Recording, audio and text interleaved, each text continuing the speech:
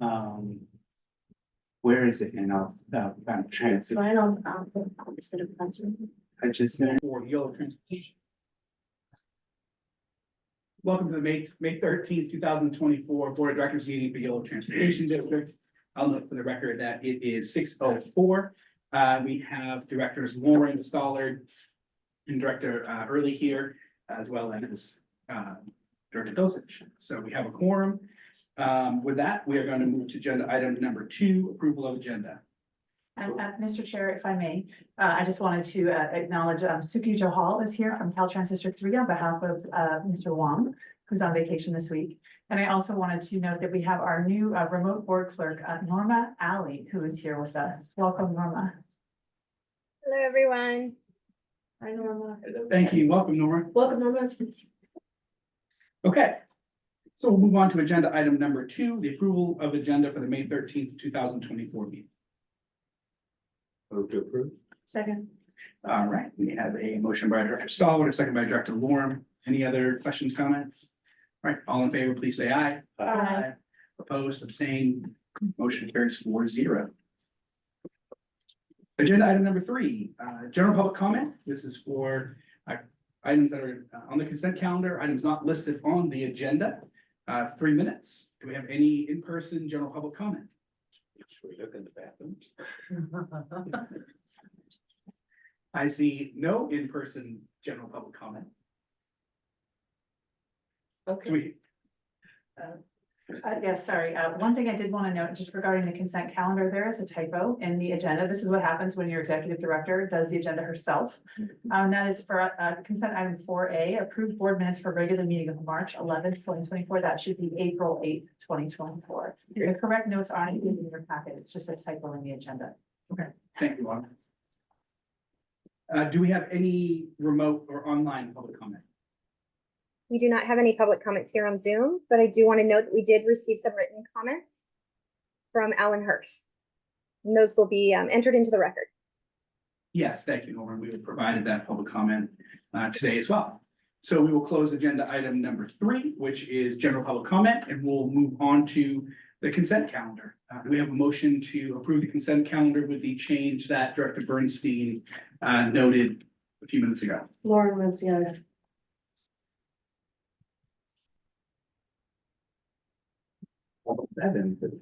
Oh, early seconds. All right, we have a motion by Director Lauren and a second by Director Early. Any other questions, comments for the consent calendar? All right, seeing none, all in favor, please say aye. Aye. Opposed, abstained, motion carries 4-0. The consent calendar is passed. Look at us. Okay, we are now going to move on to our regular calendar. It's going to bring us to agenda item number 5, which is receive the draft work plan for fiscal year 24-25. And our agenda has our Executive Director, Autumn Bernstein, listed, so I'll turn it over to you, Autumn. Thank you very much, Mr. Chair. I'm excited to share our draft work plan with you. As you'll recall, we have had an annual work plan for the last 2.5 years. It was initially adopted in November of 2021 and then adopted and updated in November 2022. Last July, this board suggested, and we agreed that we should try to align our budget with the work plan in terms of timing. So what we did is we extended our last work plan for, through the basically 18 months until bringing you now this new updated work plan, which will be for the fiscal year. And our goal going forward is to have an updated work plan that we bring you concurrently with the budget every year going forward. And just before I go to the next slide, I'll just say that one of the things we did was restructured it. The previous work plan was structured around 10 or 11 goals. We just simplify it, and to help increase accountability and transparency, we've aligned it with the way we are organized as an organization. So basically by department. And so what you see is goals for each department. And these were developed by the heads of each department with input from their staff, and then we all work together, and it does very much align with what you see in the budget. So I'm going to talk at a high level about the work plan and would love your feedback, and then we'll get into the details about how much each of these items is going to be costing when we get into the budget, which is our next agenda item. So next slide. So first, I want to highlight transit operations. We are proposing a number of service changes, and since I anticipate we'll have some questions about the budget implications of those service changes, we're actually going to be tackling those as part of our budget item. But so separate from the service changes, the other things that our transit operations team is going to be focused on this year. One is revisiting our Route 42 A, B, and C, A and B schedule and routing to serve the new downtown Woodland Transit Center and update our downtown Sacramento routing. We have a lot of issues in downtown Sacramento with special events at Golden One Center and other things. We want to be able to serve those events. And right now what's happening is we're kind of getting detoured. And so we're going well out of the way. So we think that there's a better routing out there that can allow us to serve those events and also not disrupt, our passengers every time that there is a street closure in downtown Sacramento. So this is not increasing the service on the 42A or B. This is just retiming it and rerouting it. Next, we'll be completing the transition to automatic passenger counters to provide more robust and accurate data about our transit services. This is something that was funded and procured in this year's budget, and we're just moving through getting those all installed and then getting the data into a form that we can use it. We'll also be improving our ADA paratransit passenger tools, policies, and management practices. We'll be coming back to the board with more information about that, but this is really meant to bring our paratransit service, have things like app-based tracking and booking of rides like we have for our Beeline now. And making sure that we have the effective policies to make sure that the right folks and the people who need the service are using the service, and that we're minimizing any use of the service by those who shouldn't be using our service. And then infrastructure design and engineering for our zero emission bus implementation plan. So as you know, we need to transition to a zero emission fleet. That's part of our mandate from the California Air Resources Board.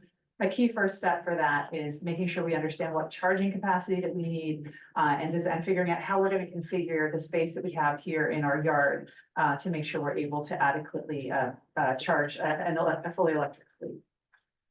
Next slide. So those are the highlights of transit operations. On the next slide, we talk about other way. There we are, multimodal planning, great. So key highlights this year, you don't see YoloTD on here, which is kind of a big deal. It's not to say that project is going away, but we think it's going to be a much less of a heavy lift for us this year.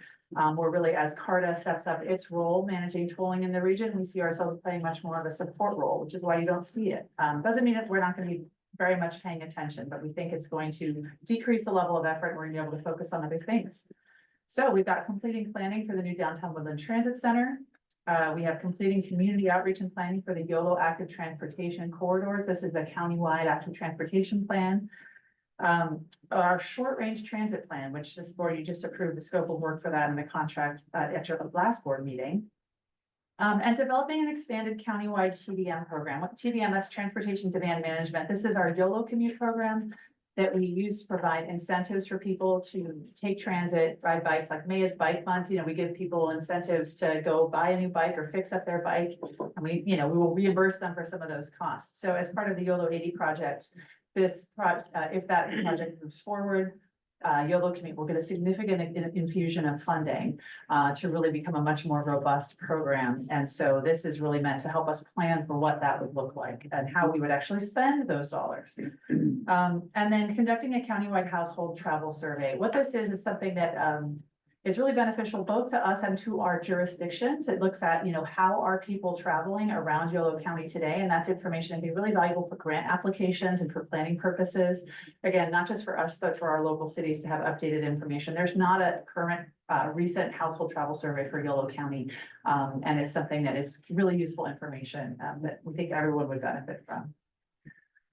Next slide is communications. So I'm very happy to say that our marketing and communication specialist, Christopher Conley, is back with us. Today was his first day back after medical leave, so we're very happy to have him back. So he hasn't had a lot of input on this yet because he's been out for the last few months. But we put together some things for him, including a new marketing campaign targeting state workers who are returning to downtown Sacramento. The governor is requiring that all state workers come back to downtown Sacramento 2 days a week starting in June. And that's a real opportunity to try to shape people's travel behavior as they come back to work for the first time. We want to explore marketing partnerships for major sports events and special events. Our Route 42 service and a number of other services do serve these venues like the Golden One Center and the River Cats Stadium. I always get the name wrong in West Sacramento. It's Sutter Health Park. Thank you, Sutter Health Park. And we want to make sure we're taking advantage of opportunities to encourage people to take transit to those services. We want to continue marketing and promoting our Beeline service. And as well, continue marketing our new Route 42 service to UC Davis students and staff. There's so much turnover at the university, and it's important to continually market that when we have, particularly at the beginning of the school year. So those are some of the priorities. I think there'll be more. I'm not going to go through everything in detail. There's several other areas, finance and operations, executive management, that are in the work plan in your packet. I'm happy to answer questions about that, but to make good use of your time, I'm not going to go through that in detail. So that concludes my presentation. I'm happy to take questions and feedback. Thank you, Yolo. Do my colleagues mind if we offer up public comment first before we go for any questions? Works for me. So I'm going to open public comment on agenda item number 5. Do we have anyone in our in-person audience like to make public comment? All right, seeing none, do we have any online public comment? We do not have anyone online Okay, thank wanting you. to speak.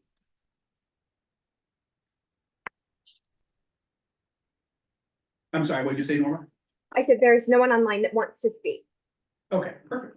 Thank you. So with that, we will close public comment and I'll return it back to the dais to my colleagues for any questions of our staff team here. Anyone like to start? Anybody have any questions for Autumn? Oh, I do, if no one else does. Great, great. All right, so in your highlight on the complete the transition to the automatic passenger counters, where, I know we've been talking, I feel like we've been talking about this for a solid year. Where exactly are we in the process? Yeah, so we have, Daisy's going for a microphone, so I'm sure she's got an update. I'm happy to have you start, Daisy, if you'd like. So the equipment just arrived, so we're now in the process of working with our third-party contractor to get those installed. So we have the equipment here, so fingers crossed, we should have that all installed, ready to go by the end of this year, if not sooner.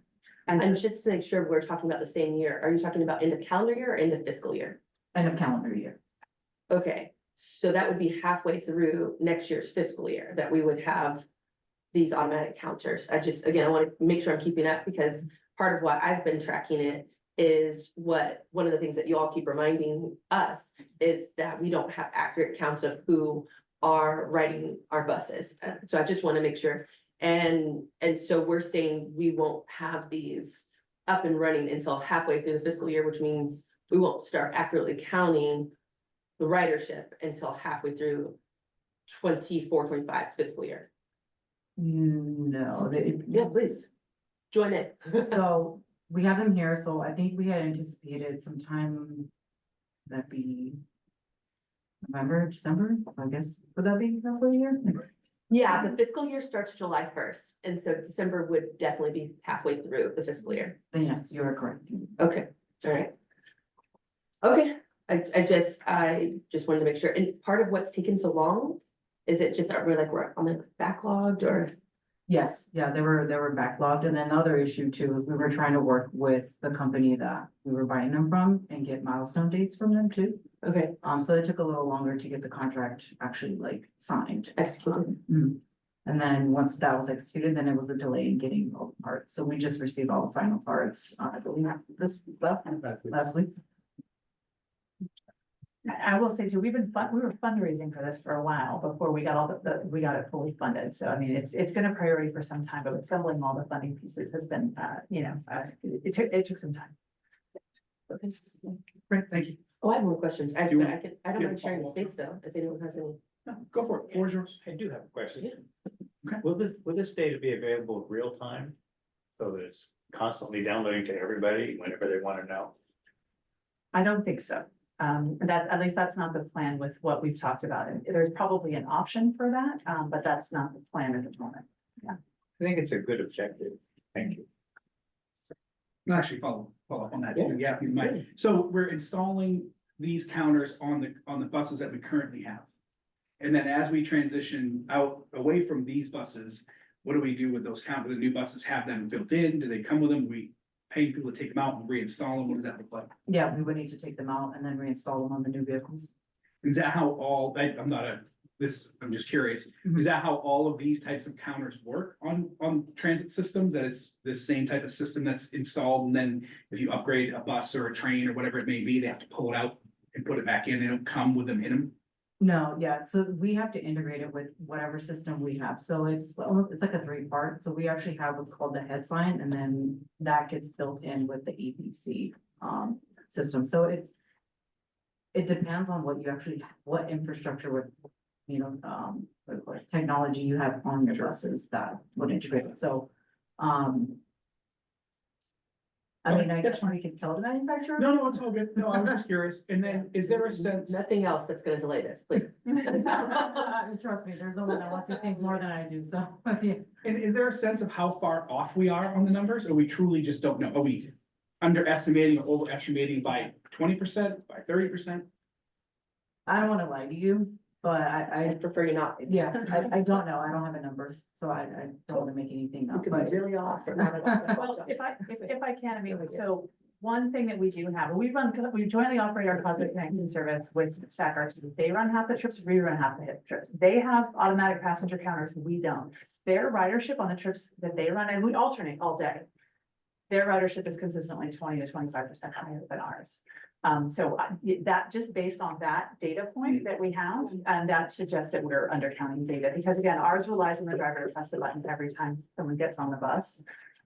You know, if they forget, we don't count them. So it's possible that overcounting could occur as well, but I think based on the data that we have, you know, we're probably undercounting. All right, thank you. Thanks.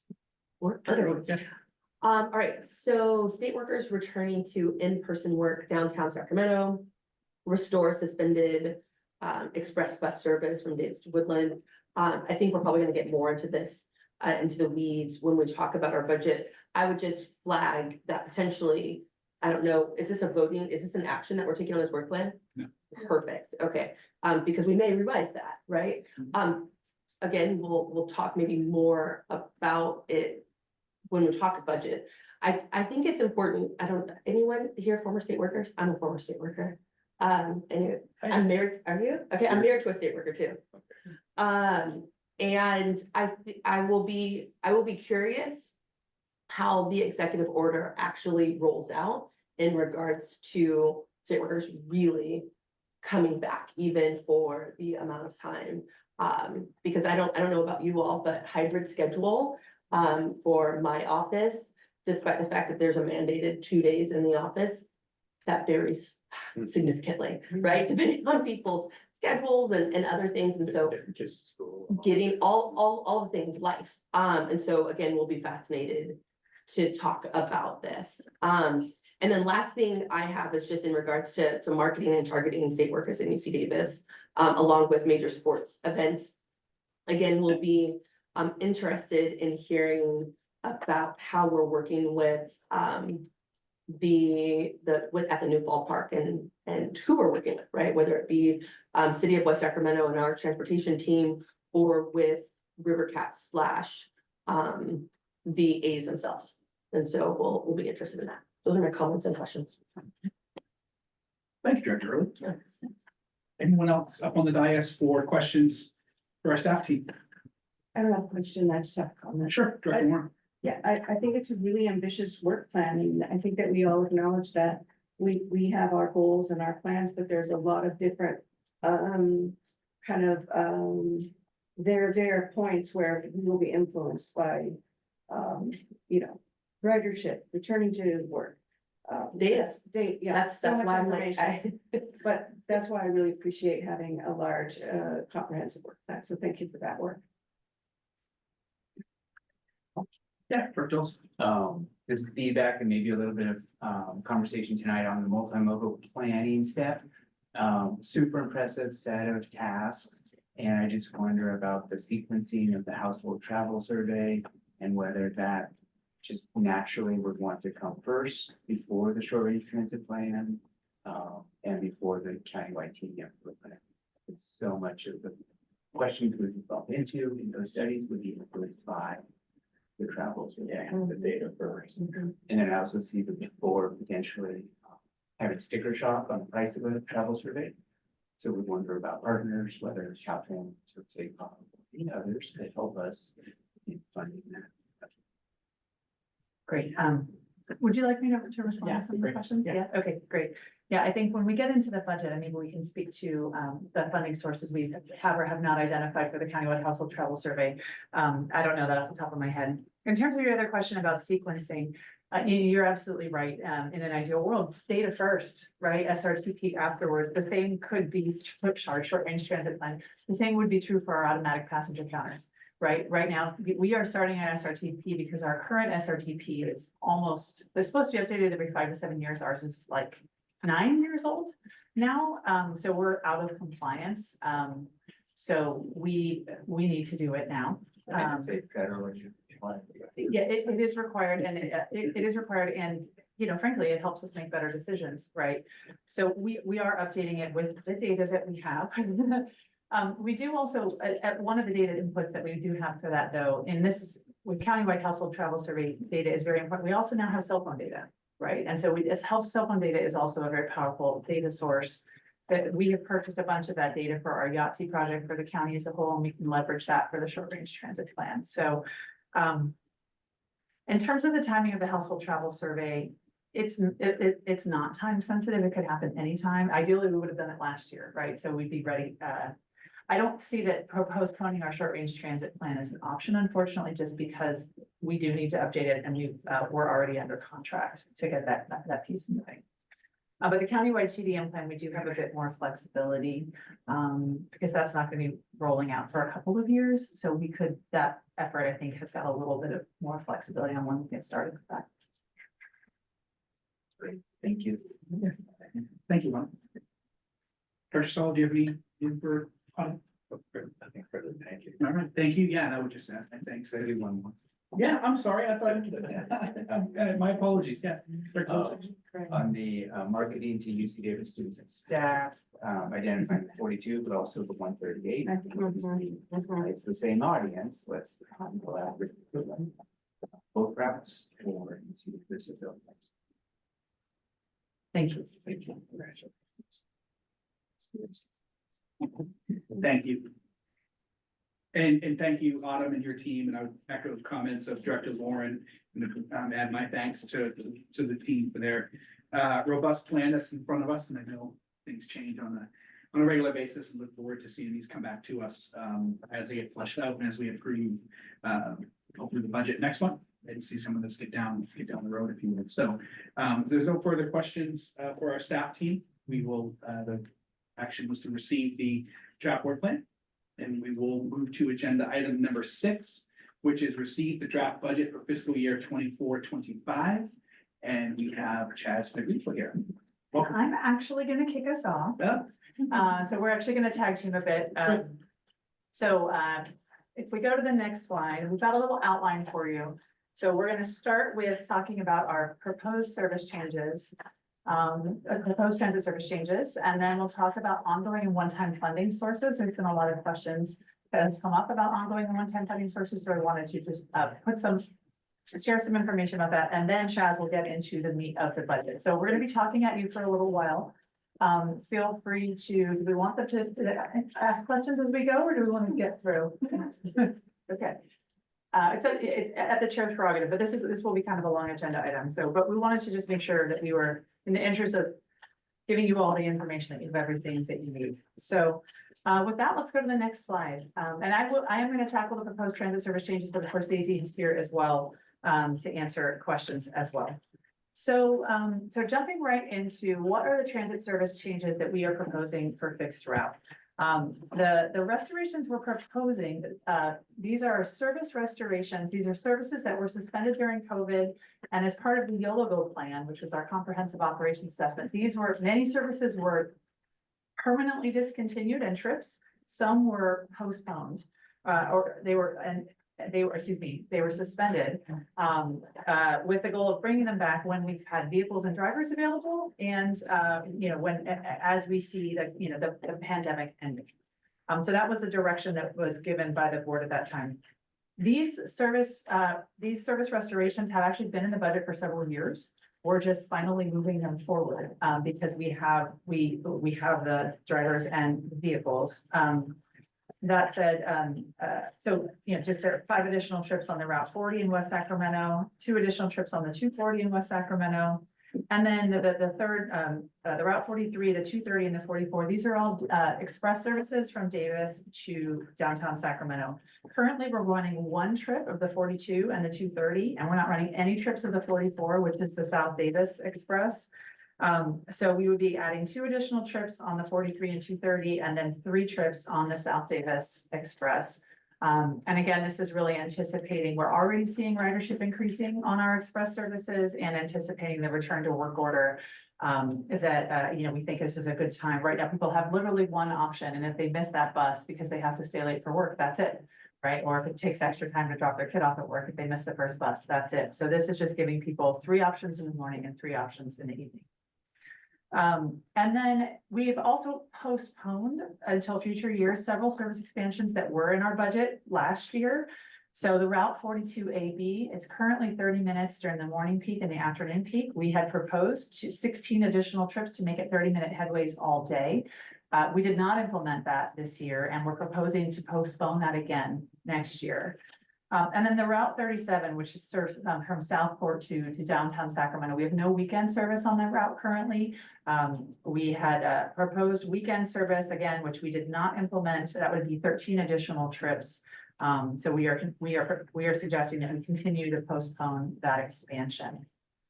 The next slide just shows a very detailed table of, obviously you can't see that up close. I'm just going to note that this shows budgeted trips last year, and then the actual service that we actually did this year, and then what we're proposing for next year. So it's kind of 3 pieces of information for each service. And for each, it's how many trips, how many hours, how many miles. So we have budgeted and actual for the current fiscal year, and then what we're proposing, and then the percent change from the current service to the actual service. So for many of these things, it's actually, a decrease from what was being proposed and was approved in last year's budget. Next slide. Next, I want to talk about microtransit and proposed service state changes we're proposing for microtransit. So this table shows you our current service levels, operating days and hours, and the maximum number of vehicles that we operate. And then what the proposal is for the next fiscal year. So current is in yellow, proposed is for next fiscal year in green, and then the change. So for Woodland, we're not proposing any changes. The maximum number of vehicles we have in Woodland is 4. And we're keeping it at that and not changing the number of hours or hours of operation. For Winters and Knights Landing, we have received a lot of feedback, some of which this board has heard regarding the operating hours of operation. 8:30 to 4:30 in Winters is just not enough time for somebody to get to, it's not enough time to work a full day. And people have talked about wanting evening service. We've heard about people getting stranded in Winters because there's no Uber and Lyft anymore. You can't get Uber and Lyft in Winters anymore. So in response to that feedback, we're proposing extending it to 7 p.m. and adding up to 2 vehicles. Similar change in Knights Landing, now Knights Landing in Yolo, where we're talking about extending that service a little bit earlier in the morning and a little bit later in the evening, and potentially up to 2 vehicles. Now, this does not, the budget is not approval of the service change. The budget just means that money is set aside, and so that it's not, the cities can't then use that money for other things. It gives us the leeway to then come to you with a specific proposal. So this would be the maximum proposal that we would bring to you, but again, the board would take separate action to actually approve that change.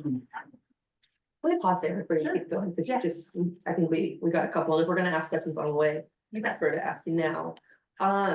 Okay, so I'm gonna work backwards. Okay. So what would be helpful, because I know this is informational, would be on the proposed transit service for our micro transit to have just a couple things. And I feel like we might have discussed some of this information last time, and I just think it would be helpful just to see it in the table, which is ridership would be one thing that would be in general just helpful in regards to Woodland, Winters. And I don't think we currently have a Knights Landing, and so that may not. We do. Okay, perfect. So ridership there, and then cost. And so I'm pretty sure, now I'm gonna operate off my memory, so let's test it. I'm pretty sure what I saw in the budget from the 23-24 to 24-25 was 139% increase in micro, okay. Are you impressed? I'm impressed. Just saying. 139% increase for, I think, winters and nights landing, from this year to next, a 55% increase. Because you said we wouldn't change anything from Woodland, but it sounds like Woodland microtransit is gonna get more expensive. Because I think there's a 55% increase proposed between last year's budget, and okay, Chaz, you're nodding, and this year's budget. And then I think if I remember correctly, it's something like 834,000 increase. And so I think just, again, we're also gonna talk probably when Chaz goes into it about a lot of one-time money, right? That quite frankly, we need to understand how much things cost as we are approving. I don't know how we approve it, because once we approve it, we take it away if we can't find money for it after this year. And so I think it would be helpful to know on these, right, on this kind of proposal, what we're approving and how much it costs. And then also ridership. I'm curious, Chair Chapman and I were wondering and were surprised about the Uber and Lyft. Jesse, do you know why Uber and Lyft aren't going there anymore? We had one Uber driver and she resigned from driving. That was it. She was the only one that decided to do it in town. She resigned. We didn't have two drivers, we had one. So she just didn't want to do it anymore. Okay. So we also don't have a zip car. We also don't have a rental, an ability to get a rental like a rental car. So none of that exists in winters. I would like to look into having something like a rental situation, Mio, zip car, something, but we don't have any of that at this time. Jesse, I have to admit, I'm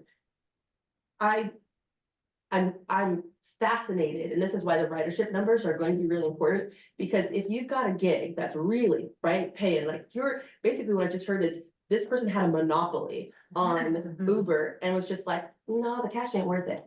And so I would be fascinated to know how much demand was really happening if someone literally just walked away from a monopoly. It makes me wonder, again, if I'm just gonna be honest, if a business, right, again, business person walked away, is it, again, fiscally responsible or viable for us to add or try to supplant or go in there Well, and, right, yeah, no, I'd be curious. I just, I know this person personally, she is traveling, she likes to travel all over the world, and she'd rather travel and go places, like I don't know what country she's in right now, than stay home and drive. And not a single person in town And- felt like it was No. a good business move. Well, I will add that, there's Hotel Winners, and then there's the Fairfield Inn and Suites.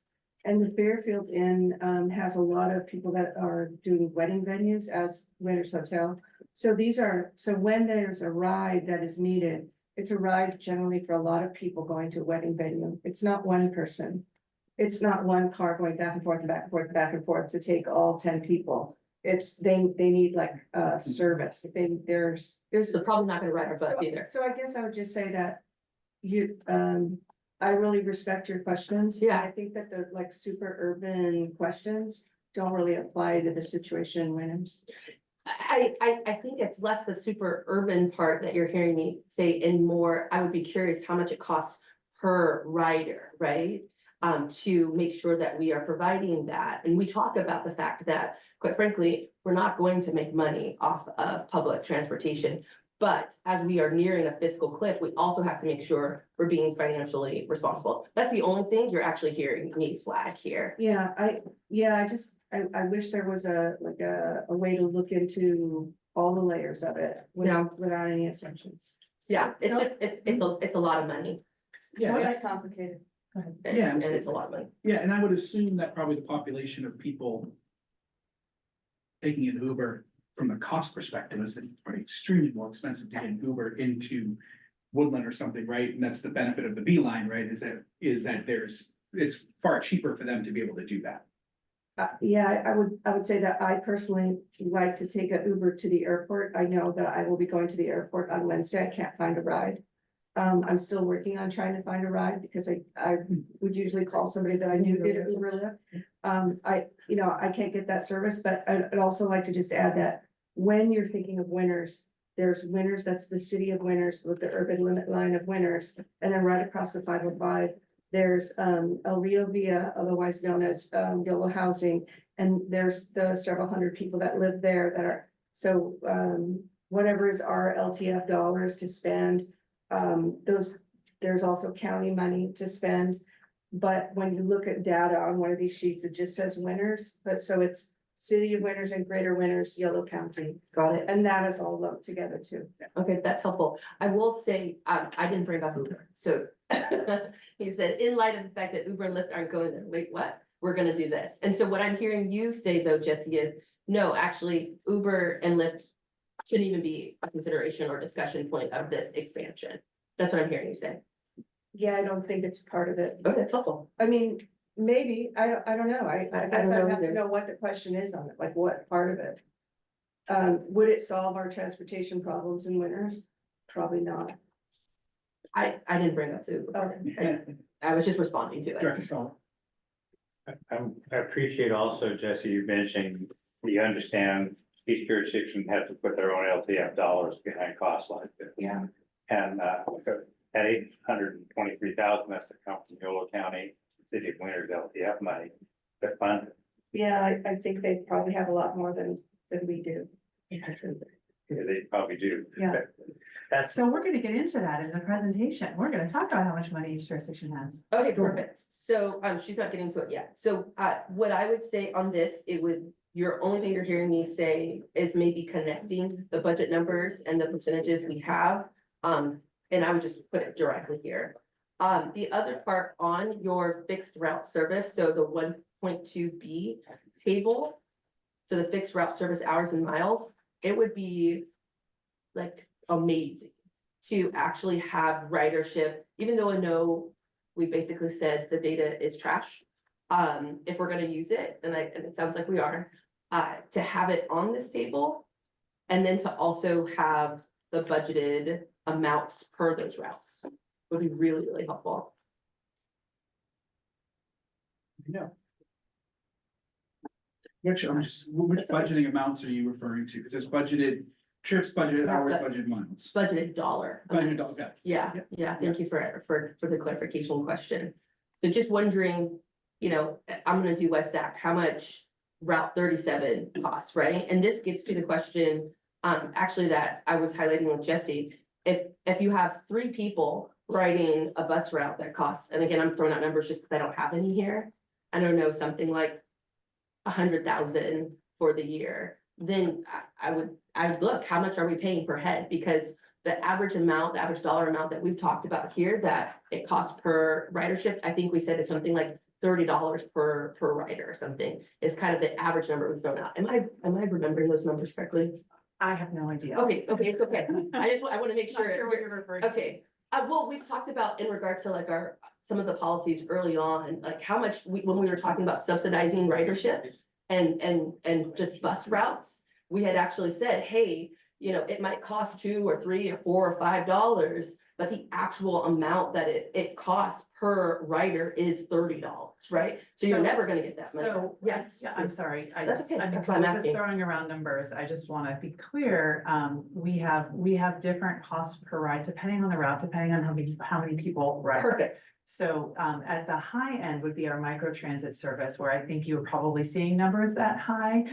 For some of our routes like the 138 and the 42, the numbers, the cost per ride is significantly lower, but I don't have those numbers in front of me. We can That's get back to you. That's okay. But that's actually what you're hearing me say. So you're right? Like, it's like, hey, you're just throwing out numbers. What you're hearing me say is it would be helpful for us to actually know how many riders, right, on average for last year, and then how much did that route cost? Because it sounds like, Autumn, you're saying, we know that. We have a low of what routes cost and a high. And so I think for our board, it would be nice for us to know that. Okay, so that's one. I know this is all like us prepping for the actual adoption of the budget. Did anyone else want to talk about microtransit and these before I move on to the other table? I'm gonna. Yeah. Keep going. Okay. Want me to go on? Okay. Okay, so for the transit service and the fixed routes, I think we're gonna get into this in the budget, but I do want to just make sure I'm understanding the TIA. And if you're gonna get more into it, then I can hold my questions until we actually start to talk dollars and cents. But in regards to the proposed transit services and the fixed routes, I was just curious, how much does it cost, right? So we're saying we're gonna restore it. how much additional dollars, whether we have been proposing this and holding on it for many, many years or not. I would like to know, again, just eyeing that fiscal cliff, how much it's gonna cost us. And again, maybe we're gonna get deeper in it. And then when, I think you might have said something along the lines of the proposed restorations were based on a vote that happened in 2021. Did I get that right? Yeah, that's right. That was the comprehensive operations assessment known as Yolo, which was the 5-year plan for services. I was also not here. when that Oh, okay. happened. Yeah, and I'm just wanting to, I don't know how many of us actually were here, in 2021. Oh, you were here. Okay, great. I might have to rely on you as our historian, so buckle up. I'm just curious on that. Was it based on pre-COVID data? So the report came out in 2021. I have to imagine that it wasn't based on 2021 data? So it was, if that Double time. process started early in COVID and there was a draft that then they went back and revised it. And so there was kind of, they sort of redid some of the analysis and I'm looking at that, but I believe that, yeah, Director Lauren was also here at that time. I was. And then, so it was adopted in the middle of COVID. Yes, Okay. fair enough. And I'll just add in, because I'm realizing so many of us weren't here for that. Mhm. We might come forward with like a one pager of what that was. It was a kind of a foundational planning document for the Yolo bus effort to reimagine routing and priorities, spending limited dollars and trying to attract new riders. So a little one pager on that might be helpful in the future, just because. Yeah, definitely. Yeah. But again, just to make sure, it got adopted during 2021 and based on either pre-COVID or COVID data. For both. Yeah. For- okay. Post-COVID data was. Well, it could have possibly been post-COVID because it was 2021. So obviously. Okay, I'm stating all these questions just because we're about to get into this. Jesse, where are you? Current, it was current and pre. Perfect, So I think so, we've established that. Yeah. awesome. So then I hesitate. I will be really, really honest to restore anything to pre-COVID time without post-COVID data. I appreciate the fact that it was something that the 2021 board voted on and said like, we're gonna do this. I particularly not knowing how much it costs and also because life and the world and society in general has changed so much post-COVID. I don't think that would be a good idea. So I think that's great. I mean, I think the dollar amounts are extremely important. I definitely agree with you, Dr. Early. I think, stepping back and looking at that, and having a little bit of a better understanding around the action in 2021, what that document was and the intent behind that, not just throwing that out and saying like, that was 2 years ago, we don't care what they voted on and what that is. I think there's some foundational documents and things that we need to, not that we just go along with it, but look at, respect, go through it, put our own minds behind it and have some more questions on that. I do think though that there's probably, I mean, for me specifically, when I look at 44, I mean, I do know anecdotally that route and there's been a huge demand to want that to come back. So I think, hunting and waiting until we get the things installed, hopefully they're installed 6 months from now, but it's not gonna be 6 months, right? They're gonna get installed, then there's gonna have to be a period of time where data is collected in order for that to happen. So I don't know, I don't collect data for a living, so I don't know how long that process is to get an actual, data set that says, yes, we're gonna spend $500,000 and it wasn't just 1 month of data collection. So my point to that is that could be, if that's bumped out another year, is that something that as a board, we're willing to look at, consider, have conversations around? I think you're raising some really good points, but I do think that there are, drivers that are on the buses who are doing this every day, who do it for a living, who are communicating back levels of service on some of these buses and how full they are. So I think I'd love to get more information on this, including some of the points that Director Early raised. I think the cost pieces are really important. And then I would like to see some of that historical piece come back, so we're not, as much as Matt, I imagine, has an amazing memory and has proven nothing else than that. I would love to be able to dive into that and ask some questions around. Dr. Lauren? I would just add that I would fully respect the work of and the commitment of the people who were on this board at that time. Chris Ledesma, myself, Don Saylor, Lucas, being completely, committed and going through the data. So, I think it could be kind of disrespectful to say, I want to start all over with new data. So I'm not saying that you're No, that's saying not what I'm that. saying. I would also say I did talk to Ledesma about this, and so just to be fair. Okay, Yeah. perfect. All right, thank you. Dr. Soler. Yeah, I don't think we really have that big a difference of opinion necessarily here. I mean, this is 2 years later, 3 years later, the world is constantly evolving and we have to evolve with it. And I do like to have data, and I'm a little concerned about anticipating demand rather than being driven by demand. So I would rather see evidence of the demand before we start supplementing service than just sending buses around hoping or expecting somebody's gonna get on. Because it costs so much money, and we are in a tough fiscal situation. We've been blessed by considerable federal largesse in consequence of COVID. That's gonna go away. How much is the balance in that account now? So that's some of the stuff we're gonna get into in the Okay, well, presentation. we'll take that, but I mean, in other words, I don't want to eat up all of that. Yeah. In fall swoop, so, Yeah, I think what we're hearing is the board is, a couple of us at least are pulling our wings in a little bit here and saying, maybe we should coast a little bit, assess, get the data, and then make the decisions. And Yolo Go was a terrific thing. I think it brought us a long way. Yeah. me too. And it'll take us further, but that doesn't mean it should not be questioned in terms of current Yeah, situation. situation. No, absolutely. And I respect everyone. Well said. Yeah, absolutely. Thank you. And I think the beauty of this is that we're not taking action on this tonight. We can No. have these conversations and staff can digest this and bring it back and dive into this. So I'm gonna turn it back over to Autumn, and your team. okay, great, thank you. Okay, we'll keep moving with the presentation then. So did we actually get through this slide? I can't remember. Yeah, you did. That's where we stopped. Okay, all right, great. All right, let's go to the next slide then. Thank you, Norma, which is on paratransit.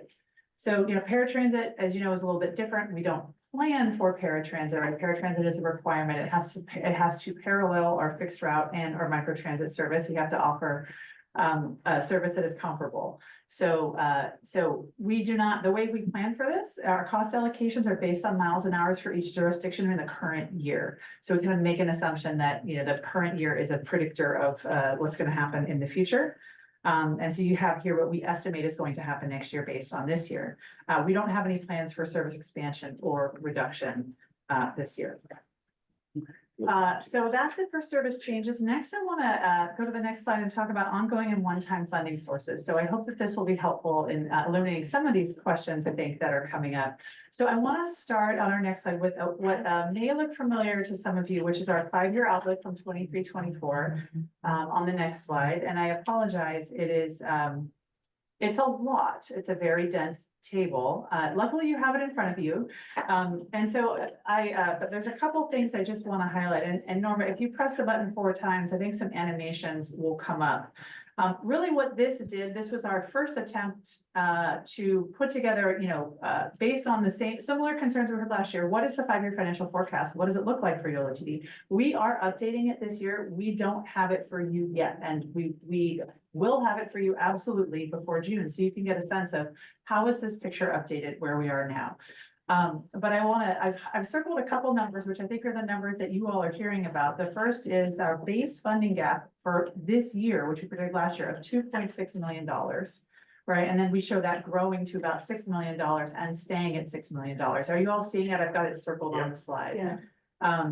And then the 2 arrows highlight the lines that show our one-time federal funds running out. That's the ARPA and the CARES Act. Those are the federal ones. There's also CRISA, which is kind of embedded elsewhere in here, but these are the big ones, right? And this shows us essentially spending down those one-time federal funds this year. And that is indeed the case. We are in the budget, and you'll hear from Chaz in a minute, we are proposing to spend down those one-time federal funds, but we do not see a base funding gap of $2.6 million.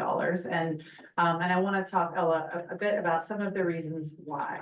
So the next slide is about SB 125, which is a new one-time funding source that was passed last year. It provides flexible transit funding here in California for the next 4 years. We received $3 million in the first round allocation. This was just several months ago. That can be used for operations or capital projects. It is SACOG who's responsible for allocating these funds in our region. They allocated, I want to say, $60 million to SAC-RT. There is going to be a second round allocation. So these funds you'll see how much of them we're planning to use in this fiscal year, and then the remainder of those $3 million will carry forward. And again, then we have the opportunity to go back and request additional funding from SACOG. So what this does, again, we don't have a forecast in front of you. What this does is it helps position us to push out some of those concerns for several more years. It also does include accountability and audit requirements that SACOG is responsible for linking into, and it creates a transit transformation task force, the purpose of which is to help identify how do we grow transit ridership, improve the transit experience, and address the long-term operational needs. Essentially, like, how do we address the fiscal cliff? That task force is met quarterly. It's met 3 times now. And I have been trying to track that, and I'm looking forward to tracking it more closely. And there's some other big items come off my to-do list in the next few weeks. Is this a statewide group or? It is statewide. Yes, it is statewide, and it's from transit and transportation planning executives from around the state. And they've been meeting quarterly. Their last meeting was actually at SACOG just about 2 months ago. So I'm curious, is the 3 million just for this upcoming fiscal year, or are we saying that we'll get 3 million each year for the next 4 years? I just want to make sure. We Okay. don't know how much we're gonna get in the next round. Okay, Yes. all right, so the amount is unknown. Correct. Okay, So you're thinking that the loss in 25-26 will be covered by this money? So what we sent SACOG this 5-year outlook, and said, and based on this, they saw that the funding gap that we had anticipated, and that was what we sent them, and that was the money they gave us. It wasn't even really an application process, quite frankly. We were a bit surprised. Right. Go ahead. Yeah, so the 3 million, it was a pretty quick process when we submitted the paperwork for it. And so essentially we submitted the 5-year outlook, as Autumn mentioned. And they took into account the 2.6 with an additional, I think we had in the worksheet, a shortfall that we were predicting in one of our areas. So combine the two, and that was the 3 million. Jesse, because I have heard from SACOG, I would be very curious what you've heard, especially on the transportation committee from SACOG in regards to this. Don't expect us to bail you out over a That's year, but not exactly. necessarily to YTD. I heard that it was not only SAC-RT, but it was YTD as well. I specifically, what I was told by staff was, don't expect this again.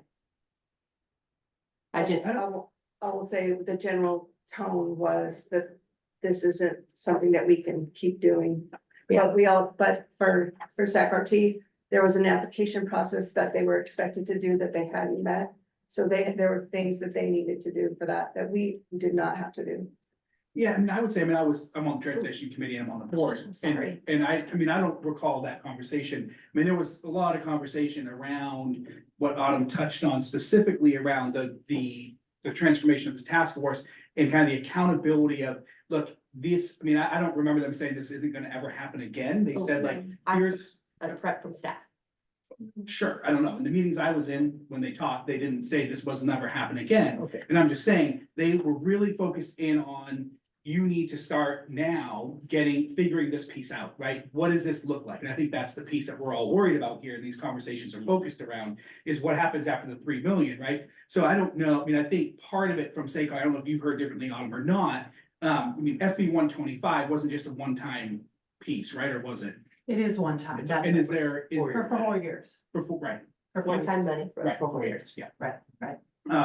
So I think part of it for what I heard a lot in SACOG, especially in SAC-RT, was really focused in around, how do you get in the next 4 years, kind of your fiscal house in order, right? And not that it's not in order, but what does that planning process look like?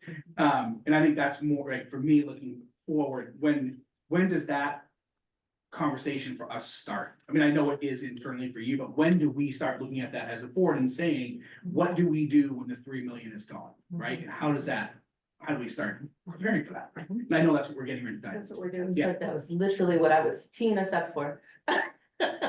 So why do you want to keep? Sure, I mean, that, I'm hoping that some of this will help illuminate that Yeah. conversation. So let's get, yeah, why don't you? Okay, Autumn, before you dig into it, yeah, and sorry to interrupt. I missed an opportunity to make a plug at paratransit. Do you want to go back now or later for that? I'd love to get through this presentation. Yeah. Okay, let's. See, so maybe what, Do you want me to hold? Here, I'm gonna write down questions. yeah, why don't we get, You keep going.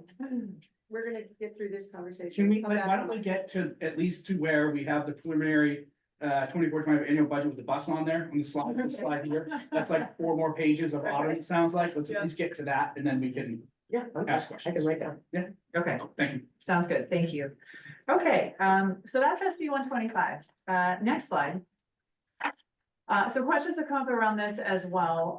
Mitigation dollars for the YOLO 80 project. So assuming again that this project moves forward, the mitigation plan does include annual funding for expanded transit service and programs. This money cannot be used to backfill the existing budget. I know some questions have come up around that, so I want to be extremely clear. This is not about backfilling, and the existing budget can only be used for projects that are meant to decrease vehicle miles traveled or offset vehicle miles traveled. And so our existing service is already baked into the baseline of VMT, right? So this was not included in this budget that's before you, or the 5-year outlook from last year, of course, because we didn't have this information last year. The likely timing of this, we believe, is fiscal year 27-28. Again, assuming the project goes forward, assuming that we are successful at the CTC later this week. What does that include? It includes 2.3 million a year for Route 42AB. It includes $800,000 a year for the Causeway Connection. Now that is split between us and SAC-RT. Does that mean 400 each or 1.6? 400 each. Thank you. 400 each. The YOLO commute program, 1.3 million a year, and microtransit expansion of 1.5 million per year. So this is initially funded through mitigation dollars associated with the capital projects. In other words, some of the money that would be received from the California Transportation Commission, if they vote yes, would fund all of this for the first 3 years. After that point, it would be funded by toll revenue. If there's not sufficient toll revenue to pay for everything, then the CARTA board would decide what to fund and what not to fund. If there's more toll revenue than expected, then there's more money to go around. But that is the plan. So this would be funded for 3 years for sure. And then at that point, after that, it depends on toll revenue. So that's that. That's the YOLO 80 mitigation. Again, not included in this budget, not included in the 5-year outlook. So going back, go to the next slide, please. Going back to our 5-year outlook then, if you go ahead and click 4 times for the animation, I'm just kind of bringing us back to this. I now put the arrows in 2 different places, which is under potential funding solutions at the bottom. The first line is increased use of 5307 formula funds to backfill those expiring funds. And you see we have $1.9 million going forward there. And then we have additional use of LTF or other potential funding strategies at the bottom. I just want to talk about what does that mean. Next slide. So what this means, we have 2 recurring funding sources. We have state recurring funding sources and we have federal recurring funding sources.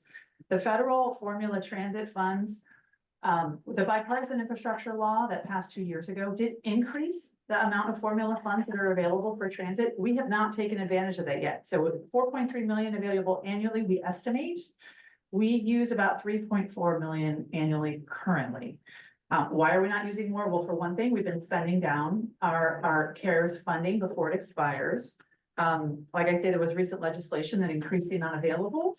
And we're also constrained by local match requirements. We have to have a local match to use these funds for operation. We can't just draw them down alone. You can't buy buses with you.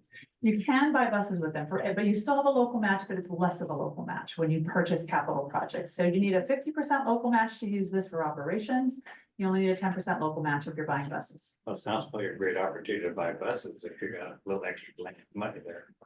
Yes, and there's also lots of competitive grant funding for buying buses too. And so, you know, in an ideal world, we're able to use our one-time funds to fund bus operations, and we're able to bring in grant money to buy things like capital projects, but that's in an ideal world.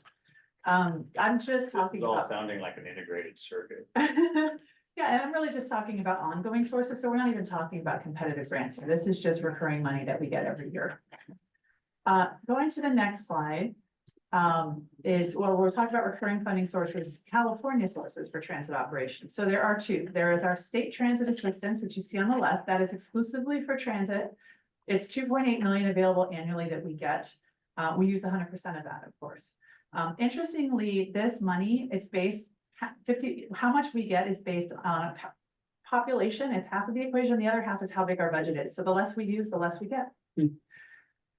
On the other side, you see as our local transportation funds, or LTF. These funds are prioritized for transit, but if no unmet transit needs exist, they can be used for other needs. We currently use about 40% of our available LTF funding. So this year there's about 13.9 available. We use 5.6. Why do we not use more of it? Well, there's either no unmet transit needs or other needs are prioritized depending on how you look at it. Next slide. So what that means is this is the breakdown of STA and LTF for this year. So what you see here is the percentage of both STA and LTF lumped together that are retained by the jurisdictions versus YoloTD. And what you can see is we retain about half, and overall, on average, the jurisdictions retain about half. And that is something that has been constant. This is a formula. These percentages are numbers that are hard coded in our budget. In other words, I inherited a formula that says this is how much there is an agreement that Davis should get about 46%, Woodland should get 47%, West Sac should get about 30%, Winter should get about 69%, Yolo County about 85% of whatever allocation comes down from State Cog. And so that is something that we have honored. We back into our budget using those percentages. That's not something we have tried to alter in any way. Mess with, exactly, because my understanding is those were long, difficult conversations that got to that place. But I'm bringing it to you now in part because I heard both from the city managers at our TAC meeting, as well as from our Citizens Advisory Committee, that people just want to understand, and people were not here when these agreements were made.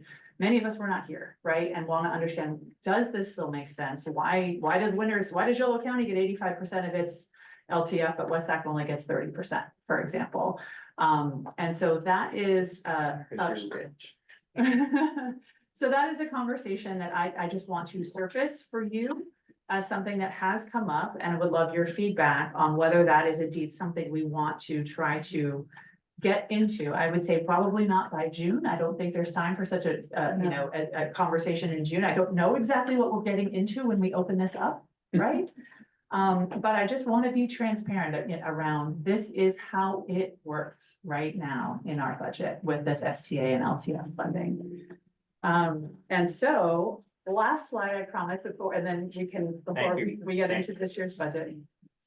Sorry, what was it? That slide. Sure. Lastly, recurring and one-time, so taking all that information, what does this mean? So what we have here, this is kind of a simplified version of your five-year financial forecast, where we talk about these are the annual funding sources that are available. There's about 24.7 million available. That's the first column. We use about 15.7 million of those recurring annual funds per year. And we are then enhancing our budget with those one-time funds of about 5.3 million for this year, which means there is 9.1 million that we have not yet, that we do not use, most of which is LTF, some of which are those federal formula funds, a little less than $1 million. So when we talk about a deficit, when we talk about this upcoming deficit, I want to be clear that that deficit is based on, if you go back one slide, all of those things staying exactly the same. That is what the deficit is based on. It is not based on a lack of funding. It's based on how we prioritize available funds. And I'm not criticizing that that is what the priority is. I just want to be transparent when there's questions about the deficit. That is what our deficit is based on. It is how we choose to prioritize those funds. So let me stop there. Who wants to get into this can of worms? Thank you, Autumn. I'm gonna turn back here to my colleagues to the dais and see if somebody would like to jump in. Director Lauren. Winters at 69%. Yeah, I would have to say that I think Winters gets about $600,000. And I don't know how much West Sac gets, but I'm sure somebody here would probably know. We pull that for you. Yeah. So it's not, my question wasn't really about that. It was that in my memory, Harold Anderson, rest in peace, was on this board maybe when those, decisions were discussed, and John Donlevy was city manager. That was a long time ago. I have no idea. I really just have no access to any information on what this is based on. I'm not criticizing it. I don't know. Thank you, Director Stoller. Truthfully, I don't know either, and I think we probably should have a narrative explanation justifying each of these figures. And I think probably, you know, I remember conversations with your predecessor, and there were all little kind of side deals in various jurisdictions, and I think those impacted this. I don't like who negotiated for us. Well, Oh, no. and you know, and I know. 30%, we have the lowest percentage. And as you know, if you consider the amount of service across the board, you know, it's different. Woodland is service rich from this district comparatively. Davis has Unitrans as well as Yolo bus. So, I mean, there's a lot of different thoughts that went into this.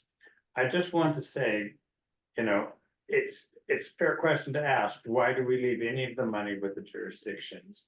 But the jurisdictions themselves in general are starved also for road money.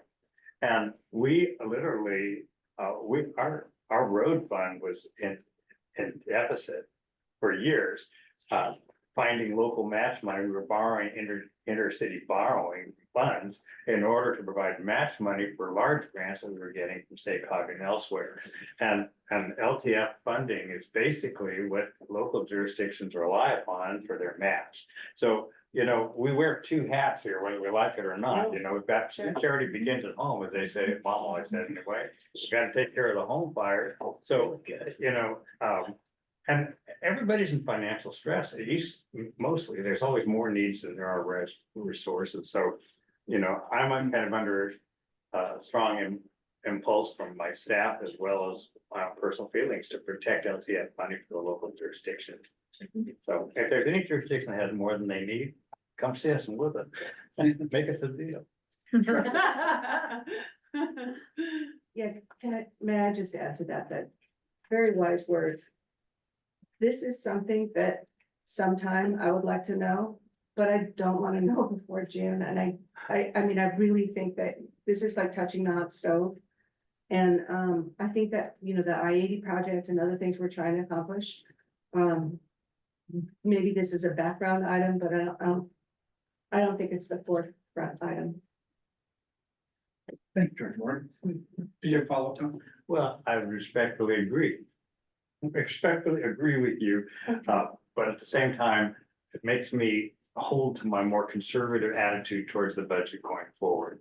In other words, I think some of these issues really need to be thought through, and I think this is a very healthy discussion we're having tonight. And staff, I hope they'll take it back. And you know, I was at one point suggested scenario planning. You know, the budget could be a scenario budget too, and give us a conservative choice that perhaps it takes less progressive steps at this time in view of the deficit we're looking at. Thank you. Director Early? So I think I'm gonna make sure I reflect back, because I think the purpose, Autumn, of you bringing this up, and then you can let me know if I'm incorrectly seeing that, is a combination of, and then I have questions, but I just want to comment on this specifically. A combination of the fact that I'm looking at for 24-25, I'm gonna round up a $2.7 million deficit. For 25-26, $6 million deficit, and you know, moving forward. And I think what you're saying is, hey, look, jurisdictions, Davis, Woodland, West Sac, Winters, we're looking at you, Yolo County, that there's 9 million of LTF. Maybe actually, let me get even more specific. There is 8.2 million of LTF dollars that currently YTD is not actually dipping into, it's going back to the jurisdictions, and I think what you're saying is, so therefore, it's not really a deficit of 2.6 million or 2.7 million, it's not really a deficit of 6 million, because if we were using the 8.2 million that we're giving back to all these local jurisdictions, we wouldn't have a deficit. I think that's what you're saying. I'm saying that is the basis of the deficit. And when we talk, I want to be clear on what the deficit is. The deficit is based on this kind of current political arrangement. Yeah, And that doesn't mean it's not a deficit, it's real. But that is the nature of the deficit. But we also control the spend. is this how other transit districts, is this how they deal with their LTF funds? SAC-RT, other ones, they do the same type of deal when the money goes back? Is this the common practice? So we are a bit of an outlier. In most counties, 100% of their LTF is indeed spent on transit. In large counties, it's required. There's no option. This is only an option in small counties who had populations of under 500,000 in 1974 when the bill passed. So in those jurisdictions, that has been the status quo. Now, in part because of the fiscal cliff, MTC, our neighbors to the west, have actually tightened this up, and they are now saying you're not eligible for any discretionary funding from MTC if you're not spending 100% of your TVA on transit. So now in the Bay Area, 100% of the TA, and that includes Solano County, Napa, Sonoma, Marin, et cetera. They have made that shift just in the last couple of years. So in the SACOG region, the next closest is Sutter County, which 30% of their LTF is retained by the jurisdictions. But in Sacramento, it's 100%. El Dorado, it's 100% of the money goes to transit. So we are a bit of an outlier. Continue. The determination of the unmet transit needs, which I think is typically the next chapter in that explanation for us. Yes. Unmet transit needs, and what does that mean, and how do we let that happen? So it's also, it's this board's decision to adopt a budget. This board has the discretion to use as much of that money as this board would like to do. The unmet transit needs designation is essentially says that SACOG must certify that there are no unmet transit needs annually before they can release that funding for use by the jurisdictions. And so every fall, they have a process. They come to the Davis Farmers Market and do a table on Wednesdays. They have an online hearing and they solicit input, and then they basically take that back and they do it for all the counties in SACOG. And then they say, were there any unmet transit needs that are reasonable to meet? If there are not, then they certify that there's no unmet transit needs that are reasonable to meet, and then the cities can apply for that funding. And to say it as a jurisdiction who doesn't receive that money, kind of the outsider view is that money is then available for the local jurisdictions to fix their local roads. And that's great, because then you don't have to fund it municipally. These jurisdictions get that money, but it really hinges on this determination of unmet transit needs.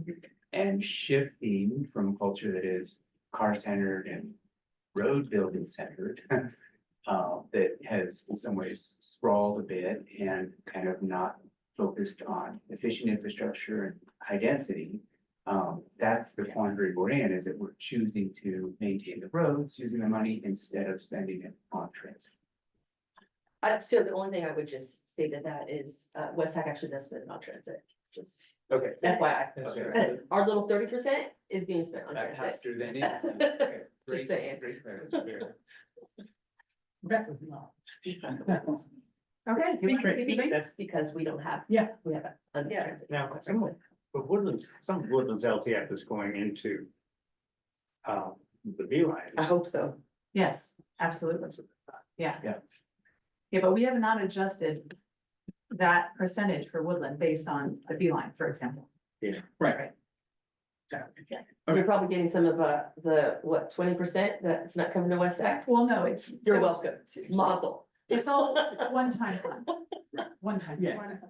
Yeah. It's all the differences are made up with one-time funds. We're not moving money around between jurisdictions. That's why. Okay. Okay. It's not coming to us. Go for it. Okay, well, with that, thank you. Actually, just one thing, on this, I and again, I understand we wanna, and I agree respectfully also with Director Lauren. But I think if I understood the last slide correctly, the percentage of STA, 100% of those dollars, I thought, are staying with YTD, right? That's correct. So that slide is ever so slightly confusing to me unless I'm missing something. And when I was reviewing this, when I was reviewing the packet, I thought the same thing, like. Really, isn't this the percentage of LTF, not STA? So, do you want to talk about how the formulas work? Do you wanna know how formulas? I honestly do, but I also realize that we have to move on. And so maybe we have a special meeting, but seriously, I do want to understand that. Yeah, so that's just the combined STA and LTF, and it was more to illustrate that when you combine them, it's 50-50. But that's how it's been. It's the combined 50-50 it seems to be, is the kind of political consensus. So because these things, the numbers change. Right. Right? Okay. So STA and LTF, some years STA goes up and LTF goes down and vice versa. I see, and when you say combined, if you take all of our percentages together, the dollar amount, right, actually is 50% is going of STA, LTF is going to the jurisdictions, and then 50% is actually going to YTD. If you if you mash up combine- all of our jurisdictions. Right. Got it. Okay, all right, let's move into the budget. With no further ado. Oh, I got a lot of energy. Let's do that. Good evening, I'm Chats Rodrigo, Director of Finance and Administration. Thank you guys for hyping up this agenda item. I will do my best in my full 8 months here to answer all the questions that I can answer. But I'm glad you also established the floor about all the things that we don't have written and all the things we don't understand. And that there's a very calculated formula that goes in circles that we also don't understand. So let's go. All right, next slide, please. So this is just a recap of what we just talked about in the last 10 slides about STA and LTF, and that we've been utilizing them at about 50% combined, and that we've offset the other parts with one-time COVID recovery funds, and that they do have a match requirement on the FTA, which we use those funds for. I'm gonna try and look at both because I can't see that. Next slide, please, Norma.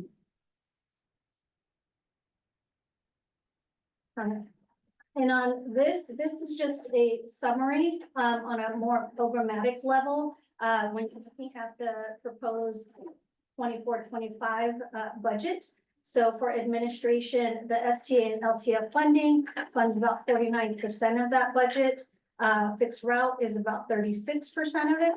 Microtransit 39%, and paratransit 48%. Do you guys want to stop for questions and explain? Do you want me to just keep going? Yeah, let's just keep Okay. going. Thank All you. right, next slide, please. And then here is a kind of summary of all of our funding sources together. I summarized the other revenues, but this also shows you what the portfolio funding sources for 24-25 looks like, highlighting the one-time COVID relief funds in addition to adding the SB 125 funds, and showing the STA and LTF funding at about 40% of our preliminary operating budget. Next slide, please. This here is just another angle of looking at what our proposed budget is at a programmatic level as compared to the previous year. We do have a slight increase of about 7% at 1.4 million. Less the STA and LTF funding leaves us with about 2 million in additional other funding sources to fund 24-25's operating budget. Are you talking about the difference between 19.7 and 21.1? I'm sorry, I didn't hear you. Okay. Go ahead, just continue. Oh, sure. Okay, next slide, please. And so here are some of the highlights on the administration operating expenses. We have about a 6% increase there. A lot more of the details included in your packet. The increases that we're seeing are primarily due to the overtime increase due to current vacancies and the expected delays in recruitments, as we've had historically recruiting for positions. We also increase our internship program to align with our actual needs for it that has been for the past 2 years. We also have a 4% cost of living adjustment for all full-time classifications, except for the executive director position. In addition to adding professional services in this year for finance assistance, which aligns with work plan, also temporary clerking services and IT consultant support until we fill that vacancy as well. We're seeing decreases by eliminating a limited term associate planner position. In addition to aligning the marketing and communications with the work plan that we know of as of now, we reduced that budget. We also reduced legal, employee training and utilities to align with what we're seeing currently. And then we reduced the contingency in response to the decreased volatility in fuel costs. That was established about 2 years ago because we were seeing a lot of volatility. And that's the administration budget. Next slide, please. So for fixed route, the hot topic here, we're seeing about a 3% increase. The increases are restoring limited services that include Route 40, 41, 43, and the reverse, 44 and 230. This includes a 12-month assumption of restoration of those services at about approximately a $875,000 increase. This excludes the administrative costs. We're also planning for some needed facilities work and vehicle maintenance, in addition to leasing 8 fixed route buses while we await for the procurement of our 3 new CNG buses and a little bit of work that we have to do on, I believe it's The Proterras. We're seeing decreases in some of the restoration services that we initially planned in January of 2024. That was included in this current budget that we're in for just 6 months. So we annualized that at about a little over 1.4. So I took about half of that, which was half of the year. So that's the estimated decrease for specifically what we included in that budget of about 736,000, excluding some of the administrative costs. We also have a decrease in insurance to align closer to what we're seeing in actuals. And then again, a decrease in the contingency in response to the decrease in volatility of fuel costs. Next slide, please. Microtransit really is the bigger reflection of increases here. We are expanding services in winters, as you know, Knights Landing and Yolo. And then service in Woodland to reflect the fully launched services that weren't included in the previous budget because we were still preparing for that and preparing vehicles. We also have a little bit of an insurance increase due to having newer vehicles. And then the decreases in the technology to reflect what we've already installed and implemented in the new vehicles that we took service. And then aligned it with the ongoing maintenance of that technology. And then maybe I just want to make sure I'm following you. Your comparison 23-24, is that actual or is that budgeted? budget. Okay. Preliminary, for paratransit, we have no increases there. We aren't changing anything. We have a slight increase for technology system upgrade. This will be funded with, partially with the SB 125 funds. And then we're seeing decreases in insurance again to align closer to what we're seeing in actuals. And then we have vehicle maintenance, which we are pending a further review on this one. But it's just an estimate. Multi-year capital and planning. This is a screenshot of what is included in the budget. I just wanted to give you a quick look at the carry forward that we see so far. 7.1 and carry forward with 1.6 actual spent or encumbered with a balance of about 5.5 in carry forward to 24-25. One project that I want to highlight here is that 520,000. You guys were talking about the APC project earlier. With that project, we had an additional project which planned for a GTFS system upgrade.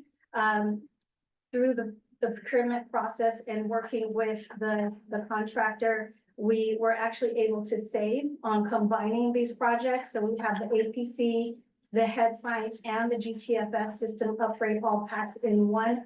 I believe this contract went to the board maybe in December, and that is at a little under 400,000. So we are defunding this project, and we will allocate these funds to the projects that basically have TBD on it, or however we can use this. So the next slide goes into a little bit more detail about those capital numbers. So fixed route, we are carrying forward about 3.2 million. Then you see the carry forward defunding / savings of that 520,000. We have about 200,000 in planning efforts, and then 124,000 in capital replacement, 830 in capital projects, and then capital reserve contributions. This is something that we established a couple of years ago. This is where we're showing savings to fund future purchases of the zero Emissions. emission. Yes, so for capital, fixed capital is about 4.3 million. Paratransit, next slide, sorry. I'm looking at my own. Did not. And then, so paratransit, we have for capital replacement 2 paratransit vehicles planned for 24-25. Next slide, please. And then on multimodal, we are carrying over about 2.3 million, planning efforts about 100,000, major fleet maintenance at 210,000, and Yahtzee active transportation quarters about 200,000. There's a little more detail in the budget document itself. This is just a high level summary. And then here, I'm recapturing what we implemented this year, which is the capital in general. Well, the bottom is the general operating reserve, which is not new, but we did have plenty of discussions in the past couple of months to talk about what we were doing. This is something that I wasn't seeing, may have existed before me, but it wasn't apparent to me that we were capturing our capital needs within the capital plan, the capital project plan. And so we really should be reflecting our savings or our contributions in some sort of replacement schedule. So as we are depreciating our assets, we should be having some sort of mirroring happening so that we can better plan around funding and also for procurement. So this is something that we lightly implemented into this capital planning, which is to establish some reserves for the things that we know we're going to have to ramp up funding to do, or any normal maintenance that, that we know needs to happen. So I recapture the electric bus reserve in here. It was in the previous slide, but I wanted it all in one slide. So we're showing about annual capital reserves contributions of about 526,000. And then at the bottom, this is something that we established, I want to say about 2 years ago, establishing a general operating reserve, which is about 25% of the operating budget. Currently in this year, we're about 4.9. With this preliminary budget, that would add 351,000 to deposit to our general reserve. And that's all that I have. That's all. That's all. Thank you, Chaz. You All are. right, I'm gonna turn Hills at you. Think you're ready to go? Just a light touch on these, so I know we want to stay out of the weeds. Does that, the capital reserves is anticipating the electric buses, which would likely mostly be paid for not by district money, but by federal and state money, so that's just enough for the local match that would be needed for that replacement. This is putting away reserves for the future purchases of those buses. Right now, we have identified other funding sources outside of these local funds. More around grants. And I don't want to get too ahead, but a part of the SB 125 also includes a zero emission bus amount. And then on the operating reserve, does that give you a sense of like days cash on hand, and how does that metric align with what you recommend?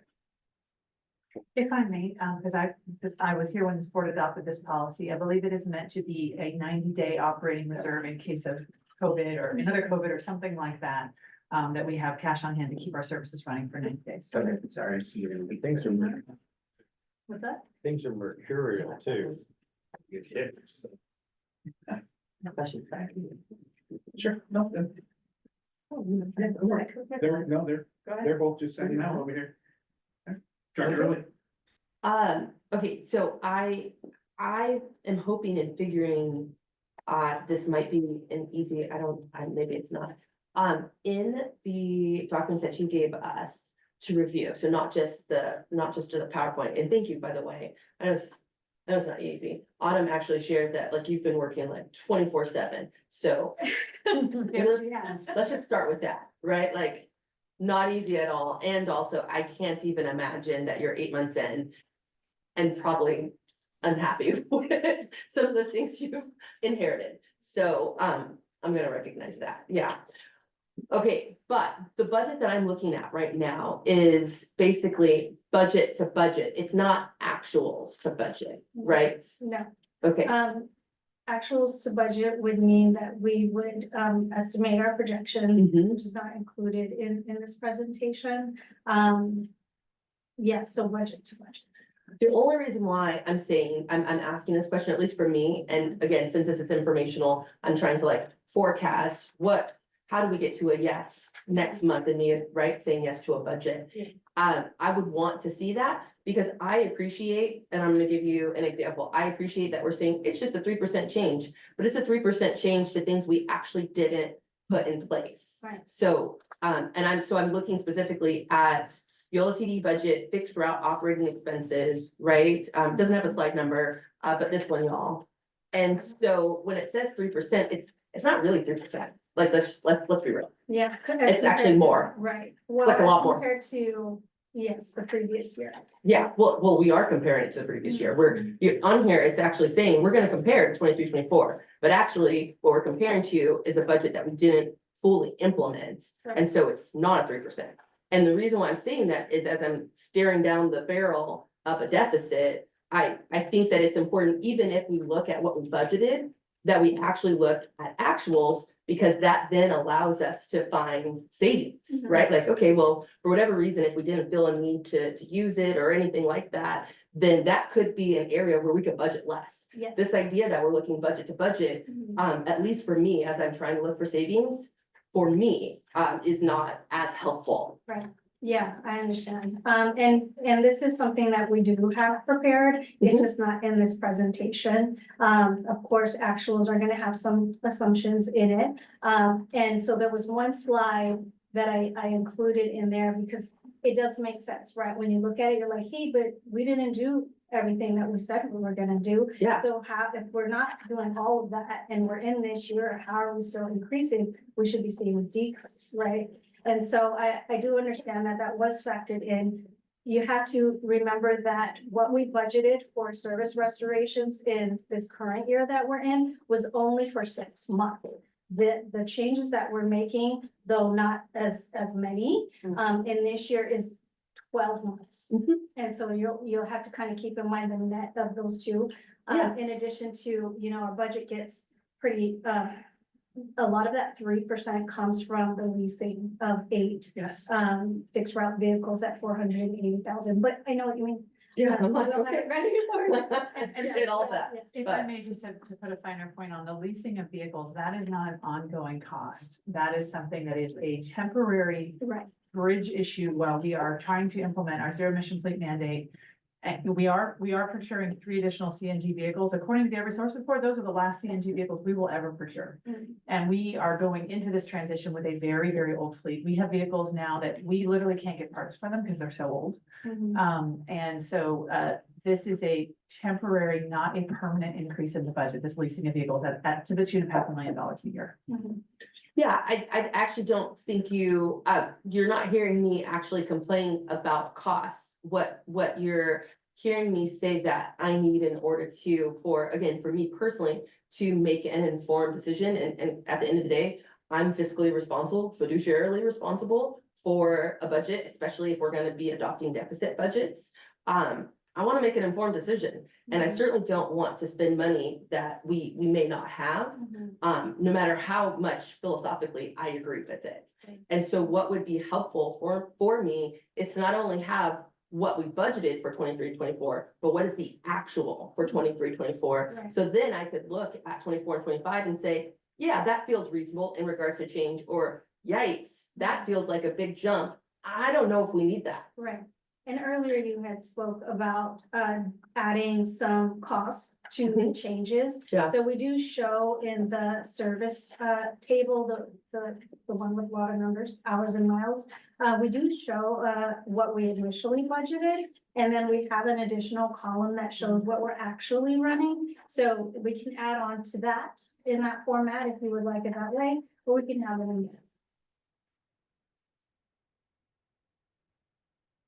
Sure, Director Stoller. It's uncomfortable to bring it up, and I wouldn't want anybody to assume a lack of appreciation. But in a year in which salaries were raised so substantially, some question the appropriateness of COLA in this budget, especially given the deficit situation the budget expresses. So I'm giving feedback from my city. I actually have a question about that, but correct. Nope. So can I have some clarity on that? All right, so it was last meeting, and I'm sorry, I go to a lot of meetings, so that's actually, it's a genuine question. It was last meeting that we provided salary increases, right? I just wanted. Correct. Not rhetorical. Okay, so then it's May, so April of this year, we provided salary increases for the entire staff. What was the percentage of the increases we provided for the entire staff? It varied. Okay, do we have like an average across like? It's already gone. That's okay, I didn't even remember it was last meeting or not. Okay, so We I- did. So. I've heard 20%, but I don't want to, well, again, without a number, this is what I'm working with. Yeah, yeah. No, we have it, which is not at our fingertips. Okay. Right. This, What, hold on, I do you have a number? Kimberly's pulling up the staff report, but no, I don't have a number. Okay, so what is the 4% cost of living adjustment for all full-time classification exempt, except executive director that's on this sheet here? yeah, it's That's, confusing. So that- that's moving forward, that's 24-25. That's correct. The So 20% was the cost of living adjustment that came from the comp study, I'm or not, not 20%, I'm sorry. That number, whatever that amount was. Yeah. Was the amount that came out of, we had a subcommittee that did the work, correct? Who was on that? I was on it, that's actually why I'm asking this, that's why I'm So we like, had- I'm confused. Yeah, so we had two that recommended those increases, right? And then based on the comp study. and so that, and We so all yes, the time, That's- so that's that adjustment was retro to July 1st because there was no COLA last year. Right, so that was built into that. So the COLA every year is, we do not build, unlike some places that have a contract where they build in COLAs for multiple years, that's not what we do. We have a COLA at the discretion of the board as part of the annual budget process. So that's what this is. Again, last year, it was not approved at the time because we didn't have a cap, and so it was like a crazy high COLA, right? We've now adjusted our policy. That's part of what you did last year, so that it's no more than 4%. Right, and so that is why you see 4% in here, because based on the consumer price index increases, it is above 4%. It's capped at 4%. It is at the board's discretion. So the only thing I understand, that's why I was literally trying to get clarity. So I actually understand, Director Stollard's points. I know even just for my own organization, when we did significant raises, and again, we're a nonprofit, just to deal with cost of living and just kind of standardizing, we didn't allow for additional raises for 12 months from that, right? And so this idea that we would April give raises, and again, I don't have a percent, and then July first, give additional raises. Considering the budget we're staring at, that I will admit that does feel excessive. I think it's important to point out that the salary survey took about 8 to 10 months, right? And so as Autumn mentioned, last May, we talked about the COLA, which was almost 7%, I want to say. Yeah. And at that time, that's when we established this ad hoc meeting, right, our committee. And so we didn't provide a COLA to any of the staff as of July first, like maybe most agencies or received. So because of how long it took for us to complete the survey, it is a pretty tight, it seems pretty tight together. But what this is doing is what it did in April was setting everyone where they should have been July 1st, 2023. Had we brought the salary survey and had it approved in July or even August, we would have still been here talking about the COLA that, you know, as Autumn mentioned in the personnel policy that we brought together with the salary survey last month, we implemented in there a min and a max. It feels really tight together because we did bring it last month, but this is saying this is another July. We just right-sized as of July 1st, 2023. In that salary survey that you all remember, it included COLA adjustments that were included in those salaries as of July 1st, 2023. So we didn't adjust for anything. We took the salary survey as is and implemented it last month. So this is revisiting it, kind of getting us on an annual schedule. And I appreciate that, and I understand. The only thing you're hearing from me is particularly with the fact that I'm looking at a deficit and that we just provided raises. And again, I'd be interested, I know Kimberly's doing it, and maybe what you can do is just help us like provide it for next time, or even like, you can email me. Yeah. I don't know if Director Solar also is interested in this. I think part of why we had the salary survey was actually because we had done raises before. It wasn't, and I appreciate the history behind it. You've been here 8 months, I actually was here. Yeah. And so I think part of it was not only the fact that it was like, oh, wow, what's the percent supposed to be? It was also, well, when's the last time we gave raises, right? All of those things incorporated into it. Yeah. And so appreciate and respectfully understand what Director Solar is saying. Personnel policy sets a minimum and a maximum. It's proposed to be 4% because the CPI is in excess of that, but again, you know, does it say we 2 and 4? Yeah, sure. And to any of my colleagues here, Director Warner or Solar, any follow-up questions? I understand that the salary service COLA was based on the salary survey. And that, going back to like 2019, 2020, we did a windshield study, but we didn't actually do a survey, so we weren't able to match any, job descriptions in a fair way to jobs that were being done. So I understand the background of why we needed to do the full thing and why it was adopted for July. So I don't have any problem with it. Thank you, Director Warren. Any of my other colleagues have any clarifying questions for our staff team or comments? So I heard Director Stoller put out, and I think it was a great suggestion that potentially we have, options? What is it? Scenarios. Because I'm looking at the expansion of 37 and 40 and some of those other routes, at least, again, just thinking about those. I have to admit, I'm concerned about the fiscal ramifications, particularly if I look at actuals of what we have spent versus the budgeted of things that we didn't actually do in regards to our routes. And then I had raised this when we talked about the microtransit and the B line and expanding this to Knights Landing, actually the last meeting when we talked about this. And so I'm going to raise it again. I have serious concerns about expanding services for something that really we're piloting right now. And what I originally voted for was for it to be in Woodland, to pilot it and to see what that was like. And then also to Winters. And so again, just as I'm looking at a potential deficit, I want to make sure I'm being fiscally responsible and don't have to pull services back. Can I? Director Warren? I really appreciate the comment. It's my understanding that when we piloted your ride in Winners, I believe, starting in 2019, 2020, that was the pilot for microtransit. That the adoption of Beeline after your ride doesn't put us in the same pilot as Woodland, because Woodland is piloting that as a new service where we piloted your ride already. So it's not apples to apples with Winners and Woodland on that. That's my understanding. I would like to just make one comment, if I may, with regard to the scenarios, which I think is a very good suggestion as well. And that's actually something that we did build into our short-range transit plan scope of work, is to have them look at 3 different financial scenarios. Again, that's a 5 to 7 year plan, right? So that kind of aligns with the fiscal cliff that we're talking about. That has looked at, if we are in a deficit situation, where do we cut service, right? If we are in a kind of business as usual situation, how do we right size with the existing resources we have? What's the best utilization of those existing resources?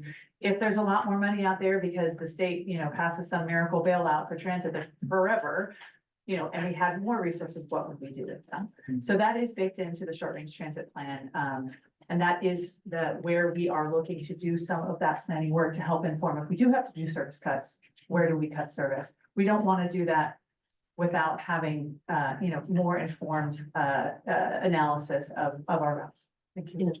And I think just on that point, the one thing that I would want to see, and I think we kind of heard this, not quite sure, Chair, if you were also saying this, but definitely heard from Director Stollard, I've already made you a doctor, you're honorary.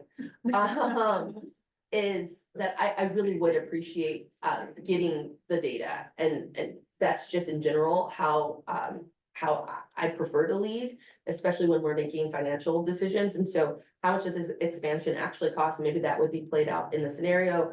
And then what would happen if we actually waited for the data and then responded to need, not just anecdotal. I understand that you're getting anecdotal, but actual numbers.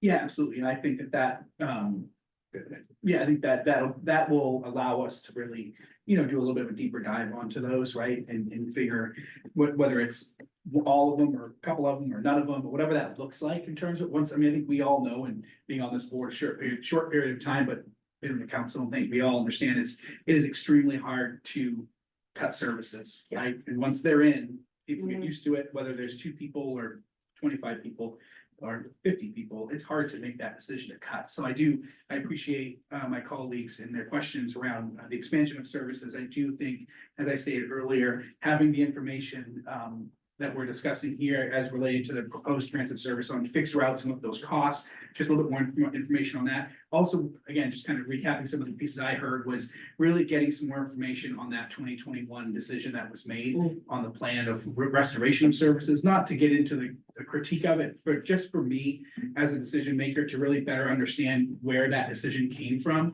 And I can obviously reach out to some of the folks that were here as well, just to talk to them about it. As we get asked these questions after hopefully a vote in June, and we can get over the finish line on a budget, knowing and having all the information, I think is really important. So I think those 2 pieces are really important for me moving forward. Thank you. I think that, this isn't easy. We know this. Transit operators all across the state and all across the country as a whole are having this same exact conversation. So I do think it's important moving forward. I think that, as Director Stollard said, I don't think we're that far off to getting a budget adopted. I think you guys did a great job. Autumn, you're doing your full-time job, and also the clerk of the board and getting all these ready. Chaz, you've been here 8 months. And we can get there. And I think it's I hope questions and all of our conversations here aren't criticism of staff or anything of that nature. I know hopefully you all know that, and it's our job, obviously, to ask the tough questions, even when it's uncomfortable to ask them. So I appreciate your willingness to entertain us on this and come back with that. I also do think, looking forward, there are 2 pieces I think that could be important. One, I know we talked about with SB 125, the state task force that's being implemented. I don't know what that looks like for us. If there's a way for us, and I know that you're doing this with your team, But if there is, maybe, not that we need another subcommittee, but a way to really work with staff to be really proactive and hands-on on what does this look like 5 years from now, right? And what does this look like if there is no more funding? What services that come forward? I think just keeping this on the front burner, for me personally would be really helpful as we continue to make decisions and expand services or move around. I think, there's that responsibility that we have to continue to look at it. The second piece, I think, down the road, and I may go back in 2 years from now and kick myself over and over again, or maybe Director Stahl will kick me right now for saying it. I do think that there needs to be some sort of an in-depth conversation around the LTF funding model. I don't know what that looks like. I don't know well enough to know. I don't The know. arguments for me. I mean, I don't know if that stays the same, doesn't stay the same. I just, even if it's here's the decisions that were made, why they were made. We don't have that information. Yeah, so, unfortunately. but I think that, as we continue to face these types of budgets moving forward, this isn't gonna change, right? There's nothing, we're gonna, you and whoever's sitting over there and whoever's sitting up here is gonna be having these same questions over and over again. So I don't know if it's, hey, we are going to go back and adopt a policy now and put it in writing that this is the model that goes forward. Or, is there something that would help staff have some certainty when they're planning related to the funding model that we have? And whether it's this model or a different model or not, at least it's a board making that decision moving forward in conjunction with our staff, with our colleagues on our respective boards and councils. And I understand it is probably, I can imagine, a really hot topic and one that most people aren't gonna wanna have that conversation around. But I don't think we're doing ourselves any favor by just, maybe status quo, stay status quo. I don't know. But I don't know if we're doing ourselves any favor by just having this conversation every year, putting you guys in a position to not really know or understand and being somewhat in conflict, right? This is an awkward situation where we're up here, as Tom said, wearing two hats, and people that serve on regional boards have that same piece where, these are dollars that could go to our city, right? And then yet, from a regional perspective, I think Director Dulcich, you made a great point, right? We're not investing, some of us, or whatever it is, those dollars into local transit to help meet greenhouse gas emission goals, right? To reduce VMT, because those dollars are going into other uses, which are important. But I do think that that's a policy decision that we can all have a conversation around and possibly make. And again, I'm not saying it needs to be upended, it needs to be gutted. I don't know enough about it to say, but I do think that we should look into it a little bit at some point when we have a full staff and I-80 is somewhat in a rear view or not before. So years from now. You'll be around. Oh, man. So I think, are there any other questions Yes. from my colleagues? Yeah, I just wanted to insert in there, I wanted to thank everyone for their comments, but also go back to, I think it was Dr. Irving's comment about it's really uncomfortable to take something away. When you take something away. So I just wanted to put in the historical perspective that, winners during the pandemic, we had the 220 and we had the 220 commuter, started at 7 a.m. and went till 7 p.m. And, so if we're gonna look at, the cost of microtransit and winners, we also are no longer encumbering the costs of having those dedicated lines. And we also have smaller hours from 7 a.m. to 7 p.m. Then that also has another influence on paratransit. So it is, as they say, consultative. Agreed. Okay, any other questions, comments for my colleagues? Chasmin, do you have something now? No, Do you have everything that you need from us kind of Yes. in order to get us over the finish line, hopefully in June? Yeah, believe we so. We'll see. All right. Did I do public comment on this one? I was I just did. gonna say, I don't believe you have yet, Chair. All right, we're gonna open up public comment. I guess we should have done that first. I apologize. For anyone in person, public comment. All right, seeing none, do we have any remote public comment? We do have someone with their hand raised. They're being promoted in right now. Oh, hold on 1 second.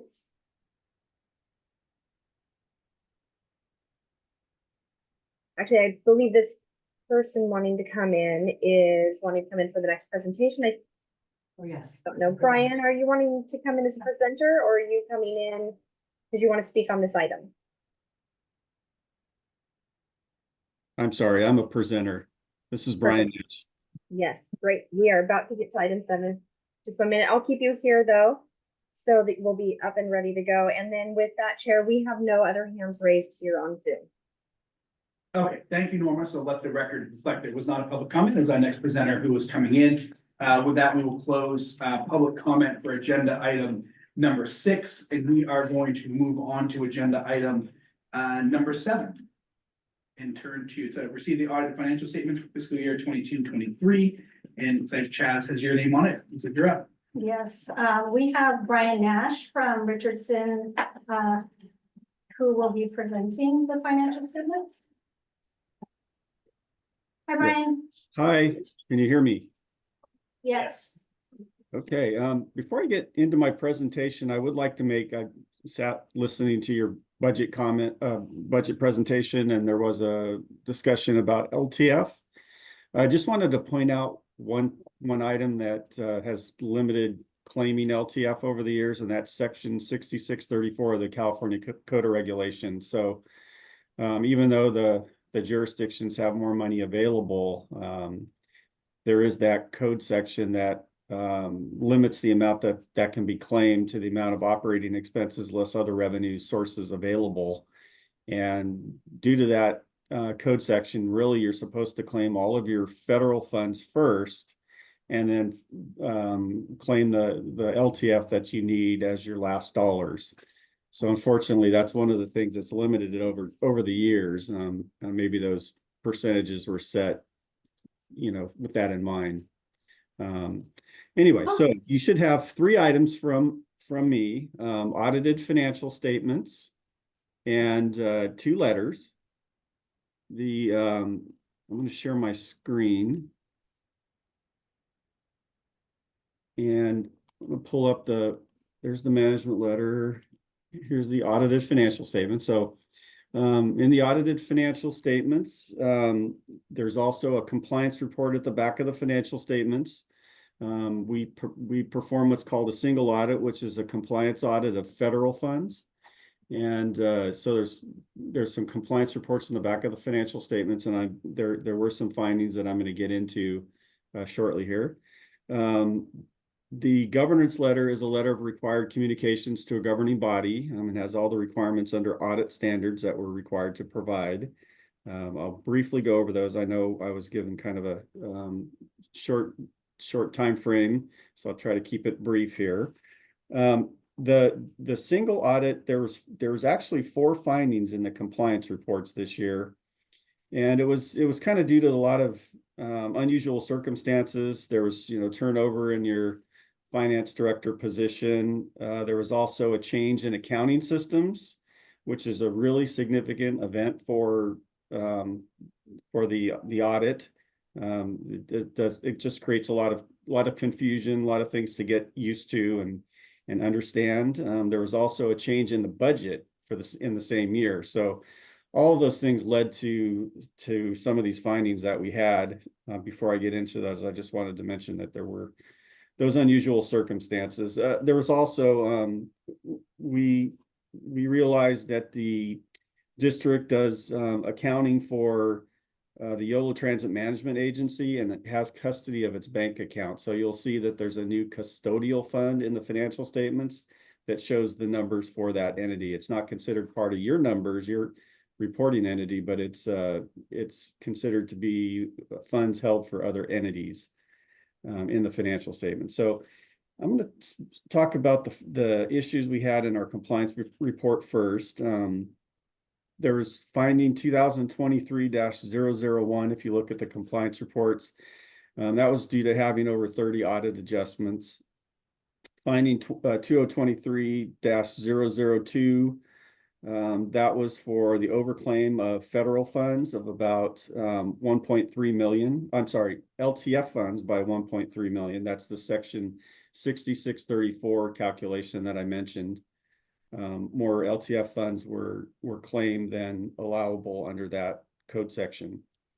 There was overclaimed federal funds of about 1,130,000. That was due to missing the requirement for matching funds. It should have had some matching funds before claiming the federal funds for 2 of the grants. and then there was a little bit of communication costs that were overclaimed, and there were some ineligible overhaul costs that were claimed under one of the grants. Part of the reason I think that there's some overclaim of the federal funds is there's a spreadsheet it's a pretty complicated spreadsheet that's used to allocate funds to all the different grants. You have a lot of grants. I think one of the things that would make it a lot easier and help to make sure there aren't any errors in that allocation is to have a summary page that totals up all of the qualifying expenses and shows which grants they're allocated to, with a total that shows that you haven't put more expenses into the spreadsheet than you have. And then you could also total up the matching funds to make sure that they're in total are working. I think that would make it so there's a check figure to help stop that issue. There's also a procurement finding. There was a retanking project contract that was approved, and it was kind of on an emergency basis. And we couldn't find where it was documented in the board minutes or a resolution that the board approved that contract as was required by the procurement policy. I think that was just an oversight. I've never had a procurement issue with at the district in doing its audit for many years. So, those items are a little bit unusual. I think they were kind of due to unusual circumstances, but something that there's a schedule, there's a corrective action plan in the back of the financial statement that discusses management's plans to address those issues. I'm going to turn to the balance sheet really quick and just point out a couple numbers. So in 23, the cash went up, probably largely due to that overclaim of funds. The other post-employment benefits was in an asset position, so it was overfunded, and the district did stop contributing due to that overfunding. Looking down in the equity section, unrestricted net position is always something I keep an eye on. This amount, 10.985 million, was about 9 months of operating expenses less depreciation. SACOG always had a rule of thumb to have at least 3 to 6 months of funds available in reserve to make sure that you have funds in case there's a delay in collecting grants. That is on the high end of that average, though. It's a little bit above their rule of thumb. That might also be due to some of the overclaim of funds that I mentioned. On the income statement, you'll see that the operating revenue went up quite a bit during the year, 250,000. Expenses, the expenses were up about 1.2 million. And then the non-operating expenses, this is where the large change was. It went from 9.5 to 13 million. In total, there was a loss before capital contributions, and then after the capital contributions, there was a positive change in that position that year. So I went over the findings already. The single audit reports are in the back of the financial statement, and the schedules start here on page 43 of the financial statements. The schedule of findings that I mentioned are right behind that. Those schedules starting here on page 48. I went through these 4 findings, and there's a little bit more information if you're interested in what those findings were. This is the schedule of expenditures of federal awards. There was about 4.27 million of expenses during the year that we audited. And there's a corrective action plan at the back of the financial statements that has to be issued with the single audit when there's findings. So going on, some of the required disclosures are what amounts are estimated in the financial statements. There's a fair value adjustment on the investment in the county of Yolo investment pool. Depreciation is an estimate. qualifying expenses under grants, it's an estimate. And the pension and OPEB, other post-employment benefits, other retiree health care liability, those are estimates based on actuarial valuations. So as I mentioned, there were 30 audit adjustments. That's a required disclosure. So the only difficulty during the audit was the adjustments and finding. There was nothing else unusual. No unusual accounting practices that we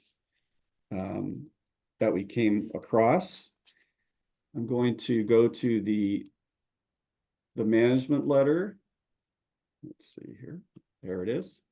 There are a few recommendations. We do mention the finding about the 30 audit adjustments.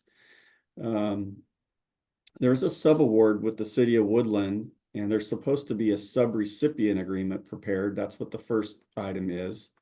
So that's something that management should look into preparing and providing to the city of Woodland, so they're aware of the federal grant that's under. There's a assistance list number, and then all the compliance requirements that they're supposed to comply with. And when you have a sub-recipient, the district is responsible for monitoring those compliance requirements related to that grant. There's also a recommendation here about the benefits policy. There's several different types of leave that are included in the what's called the compensated absences liability, vacation, administrative leave, compensatory time off, and floating holidays. We recommended that those hours be summed on the detail schedule that's used to prepare those the calculation, so it can be compared to the hours in the payroll reports. And there's some amounts that were left over from the previous accounting system that had balances in it that needed to be cleared out, that they were below our scope, so we left them, but and we provided which ones those were to management. Those are something they need to look at. And then we had closing entries and receivables and payables, so that's something that should be looked at a little bit more thoroughly during the next audit. I also indicated there that the worksheet supporting the receivables and payables should have the grant number or vendor name and period of the receivable or payable to make it easier to identify whether cutoff was appropriate. There was a state of good repair transaction that was recorded as a different type of revenue. So that's just something that we recommend here, that a state of good repair account be established, so it can be recorded in a separate account. That makes it easier to reconcile back to SACOG records. And there was a situation with the purchasing card. So there's a recommendation here to include in the purchasing card policy that employees should not use personal credit cards to circumvent the purchasing card policy, and that benefits for district purchases from the credit card issuer, such as cashback or other rewards, should accrue solely to the district. So that's something that was a situation that came up prior to the audit that resulted in this comment. So that's all I have for you today. If there's any questions, I'd be happy to circle back on anything I mentioned. Thank you for that presentation. There's a lot there. Appreciate your work in doing that. I'm gonna quickly, I'll open public comment first, and then I will bring it back to the back. So do we have any in-person public comment? All right, seeing none, do we have any online public comments? We do not, Chair. We do not. Thank you. So with that, we will close public comment, and I'll bring it back to the dais to my colleagues. Does anybody want to jump in? Oh, geez. Okay, guys. I just have a question about finding two, and I just want to make sure I fully understand. So this is the district overclaiming LTF operating funds of 1 point, again, I'll round up 4 million. when, again, I just want to clarify, when you were in here, say that our staff, YTD staff are gonna work with and make adjustments, is there the potential, particularly in light of the huge conversation, right, that we had tonight around LTF funds going to our cities and whatnot? I just wanna make sure, is there any, are we saying there'll be less LTF going to us? Will we have to pay back anything from a city perspective? No, the overclaim is really tied to us estimating more use in 22-23 than what we actually did. So you can structure the way you draw down or bill your STA LTF funds. And so it seems historically what we've done is we've set a budget, which does the allocation of what we will use and then jurisdictions will retain. Yeah, And so what we've done in the past, which has worked, from what I can tell, is what we budgeted, we claimed because that's what we spent. right.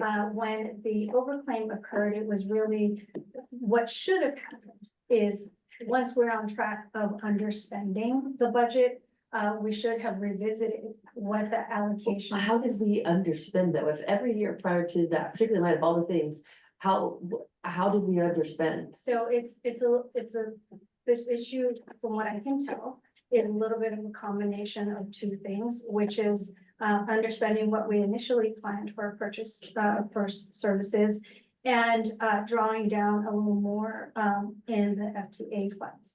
And so the formula, section 6634 that Ryan was referring to, correct me if I'm wrong, Yes. it has a calculation. And so there's a test of a pass or fail with, you take the total cost, you subtract out all the funding sources, that gives you that, 7.8, I think it was, and we claimed 8 point something in LTF. So this was more something that has been done, it appears, every year without issue. But this specific year, what it seems like it was a combination of us drawing down on more FTA funds in addition to underspending what we had originally planned in transportation services. So I'm just gonna reflect back. And so are you saying historically we had underspent what we anticipated, but in combination with the also drawing down of the FTA, that those two together is what it did. So we didn't change our historical behavior? No, we Okay, didn't. So this just happened for 22-23. This is what I can tell. Because I was trying to identify how this happened too. yeah, We didn't have an issue before that. So let me make a quick comment here. So the LTF fund it's not cost reimbursement money like many grants, and it's designed to be flexible in that manner. But you can claim based on the budget at the beginning of the year, but then there's this after the fact compliance requirement that we have to perform during the audit to make sure that you didn't gotta get spend more it. than you really needed. So like she said, you should go back and kind of take a look at where you are based on your original needs, what you'd budgeted for expenses, and if you're coming in short, you can revise the amount that you claim from the jurisdictions based on that change. SACOG generally and the jurisdictions have generally not required it to be returned, so it's just something to reflect in the future if you overclaimed and you're building up a large unspent it's called net position in the financial statements, unrestricted net position. If it starts building up to the point that it's excessive, then they may require you to reduce how much you claim in the future to cover that. They do that on some clients, but if you've already spent it, sounds like you've had an interesting current year. We're always 1 year behind. Sounds like you've spent down some of that maybe already. We have. Great. Yes. Thank you. You're welcome. And just to answer your more specific question, it's not going to impact the allocations that the jurisdictions have. It's more of a early cash, which we've already spent in 23-24. Okay, great. Thank you very much. Thank you, Brian. Thank you, Director Wood. Any of my colleagues have any other questions or comments for the audit? Just quick in closing, my assumption, right, is that there were over 30 audit adjustments that are putting forward being recommended.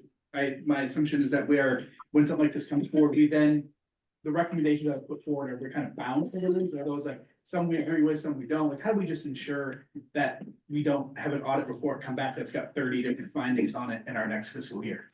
Yeah, so our response is included in this corrective action plan, address the findings itself. But as Brian alluded to earlier, and we've also said, I reported to you guys in December about the status of internal controls. Yeah. And at that time, I was a little nervous to do that because we were still in audit and I still, was getting to know us. So, kind of alluding to basically a theme of a lot of radical changes that happened all at once. We're talking a new financial system implemented within 2 months of selection. We transitioned payroll services from the county to internal.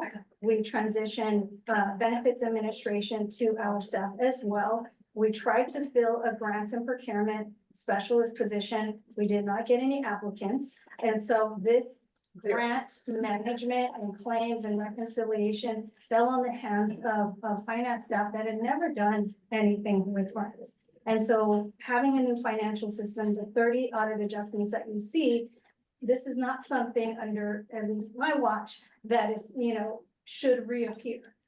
We did have trouble, like we talked about, with whenever you have a new financial system, it's one thing to press the button and make that change, but really the change management comes from how you train your staff and how involved they are with that, revisiting policies and procedures to align with this new system. So closing a year in a new financial system with a new person that is leading the pack was very, very challenging. And we had to close within a month of me getting here. So we submitted our trial balance to Ryan, just. Yeah. So Yeah. that's something that, we've already put corrective actions in place. We are doing training every week.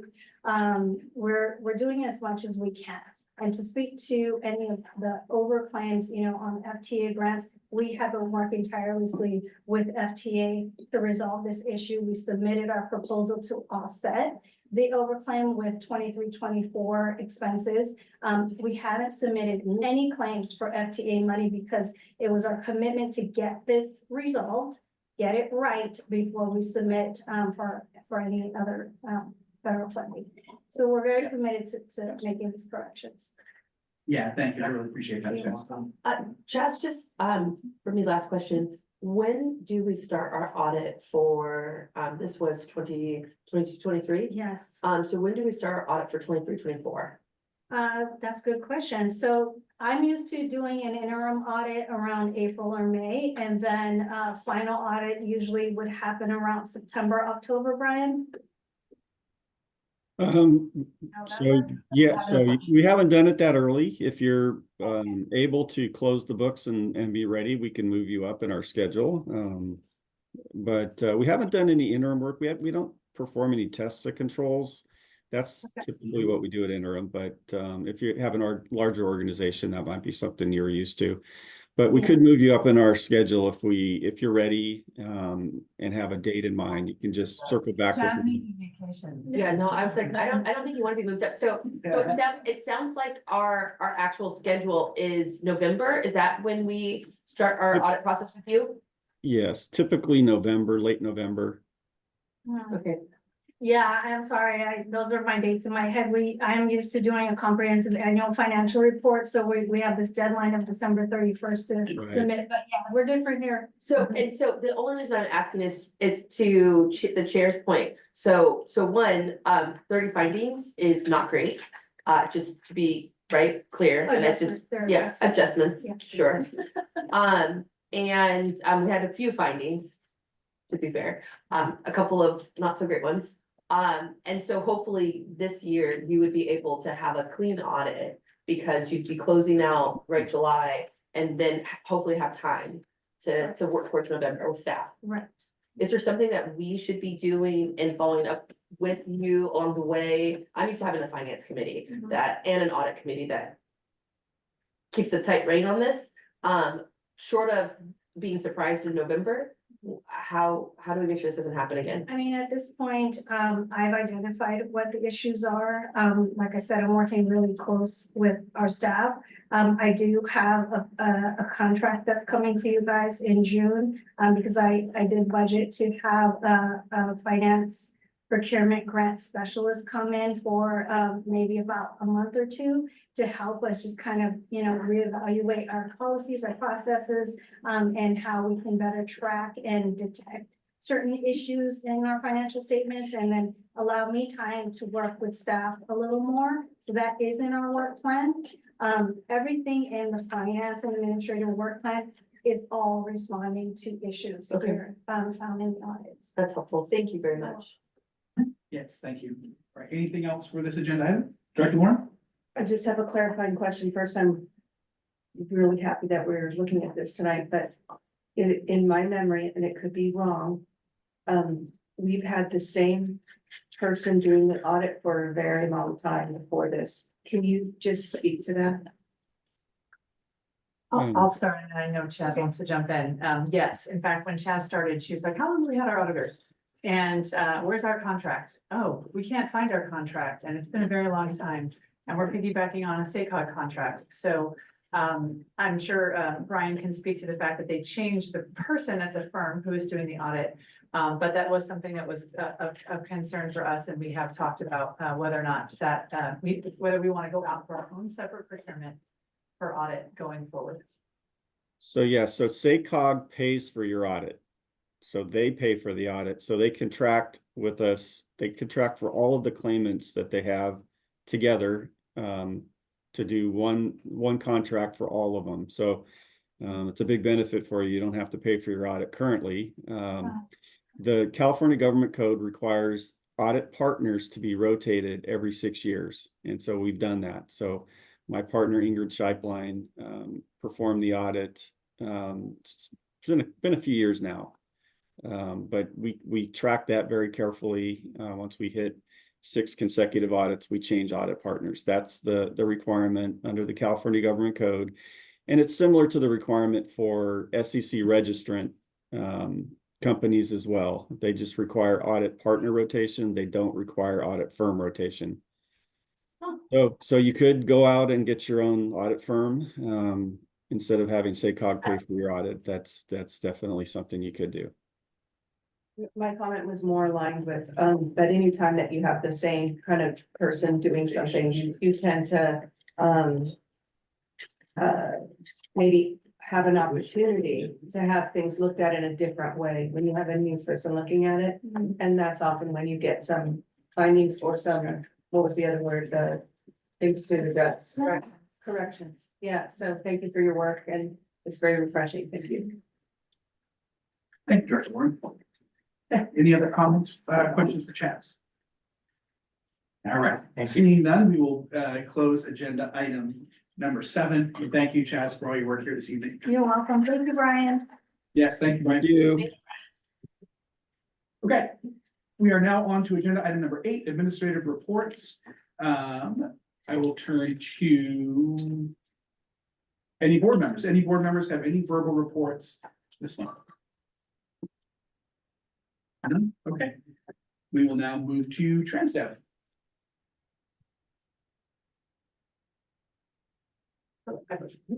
I believe Michael is with us online. Oh, Yes, Michael, you're muted. You are ready. There you go.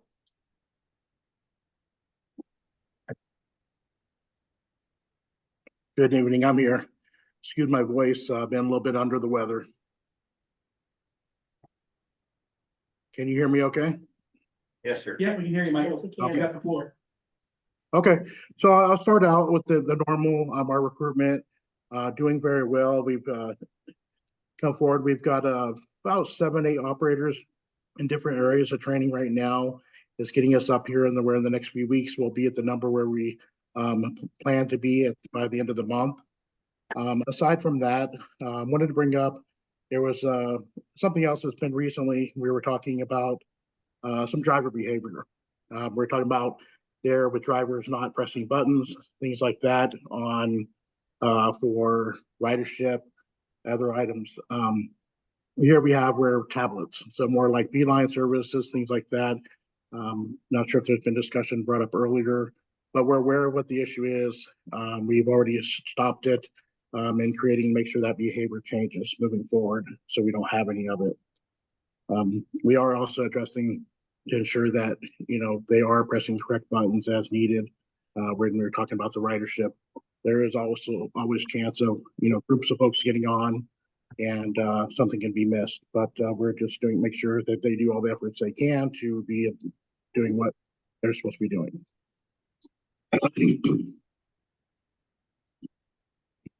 Did anybody have any comments or questions on that?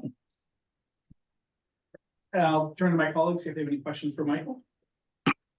Not seeing any. Thank you, Michael, for your continued hard work. Appreciate it. Feel better. Yeah. Thank you. Okay, we'll move on to the executive director's report. Thank you, Mr. Chair. Very briefly, just a reminder, this is a very big week for the YoloTD project. We are going before the California Transportation Commission on Thursday to request $100 million in trade corridor enhancement project funds, as well as tolling authority for CARTA. The outcome of that vote will influence what future board agenda items look like. We are at this point assuming things go that we do get yes votes on Thursday. We'll be coming back to this board with basically a cooperative agreement with Caltrans in June, which would be the mechanism by which you would authorize us to spend $86 million in federal grants we have. So that is currently the plan. We did have a meeting of the Citizens Advisory Committee last week to get their input on this item.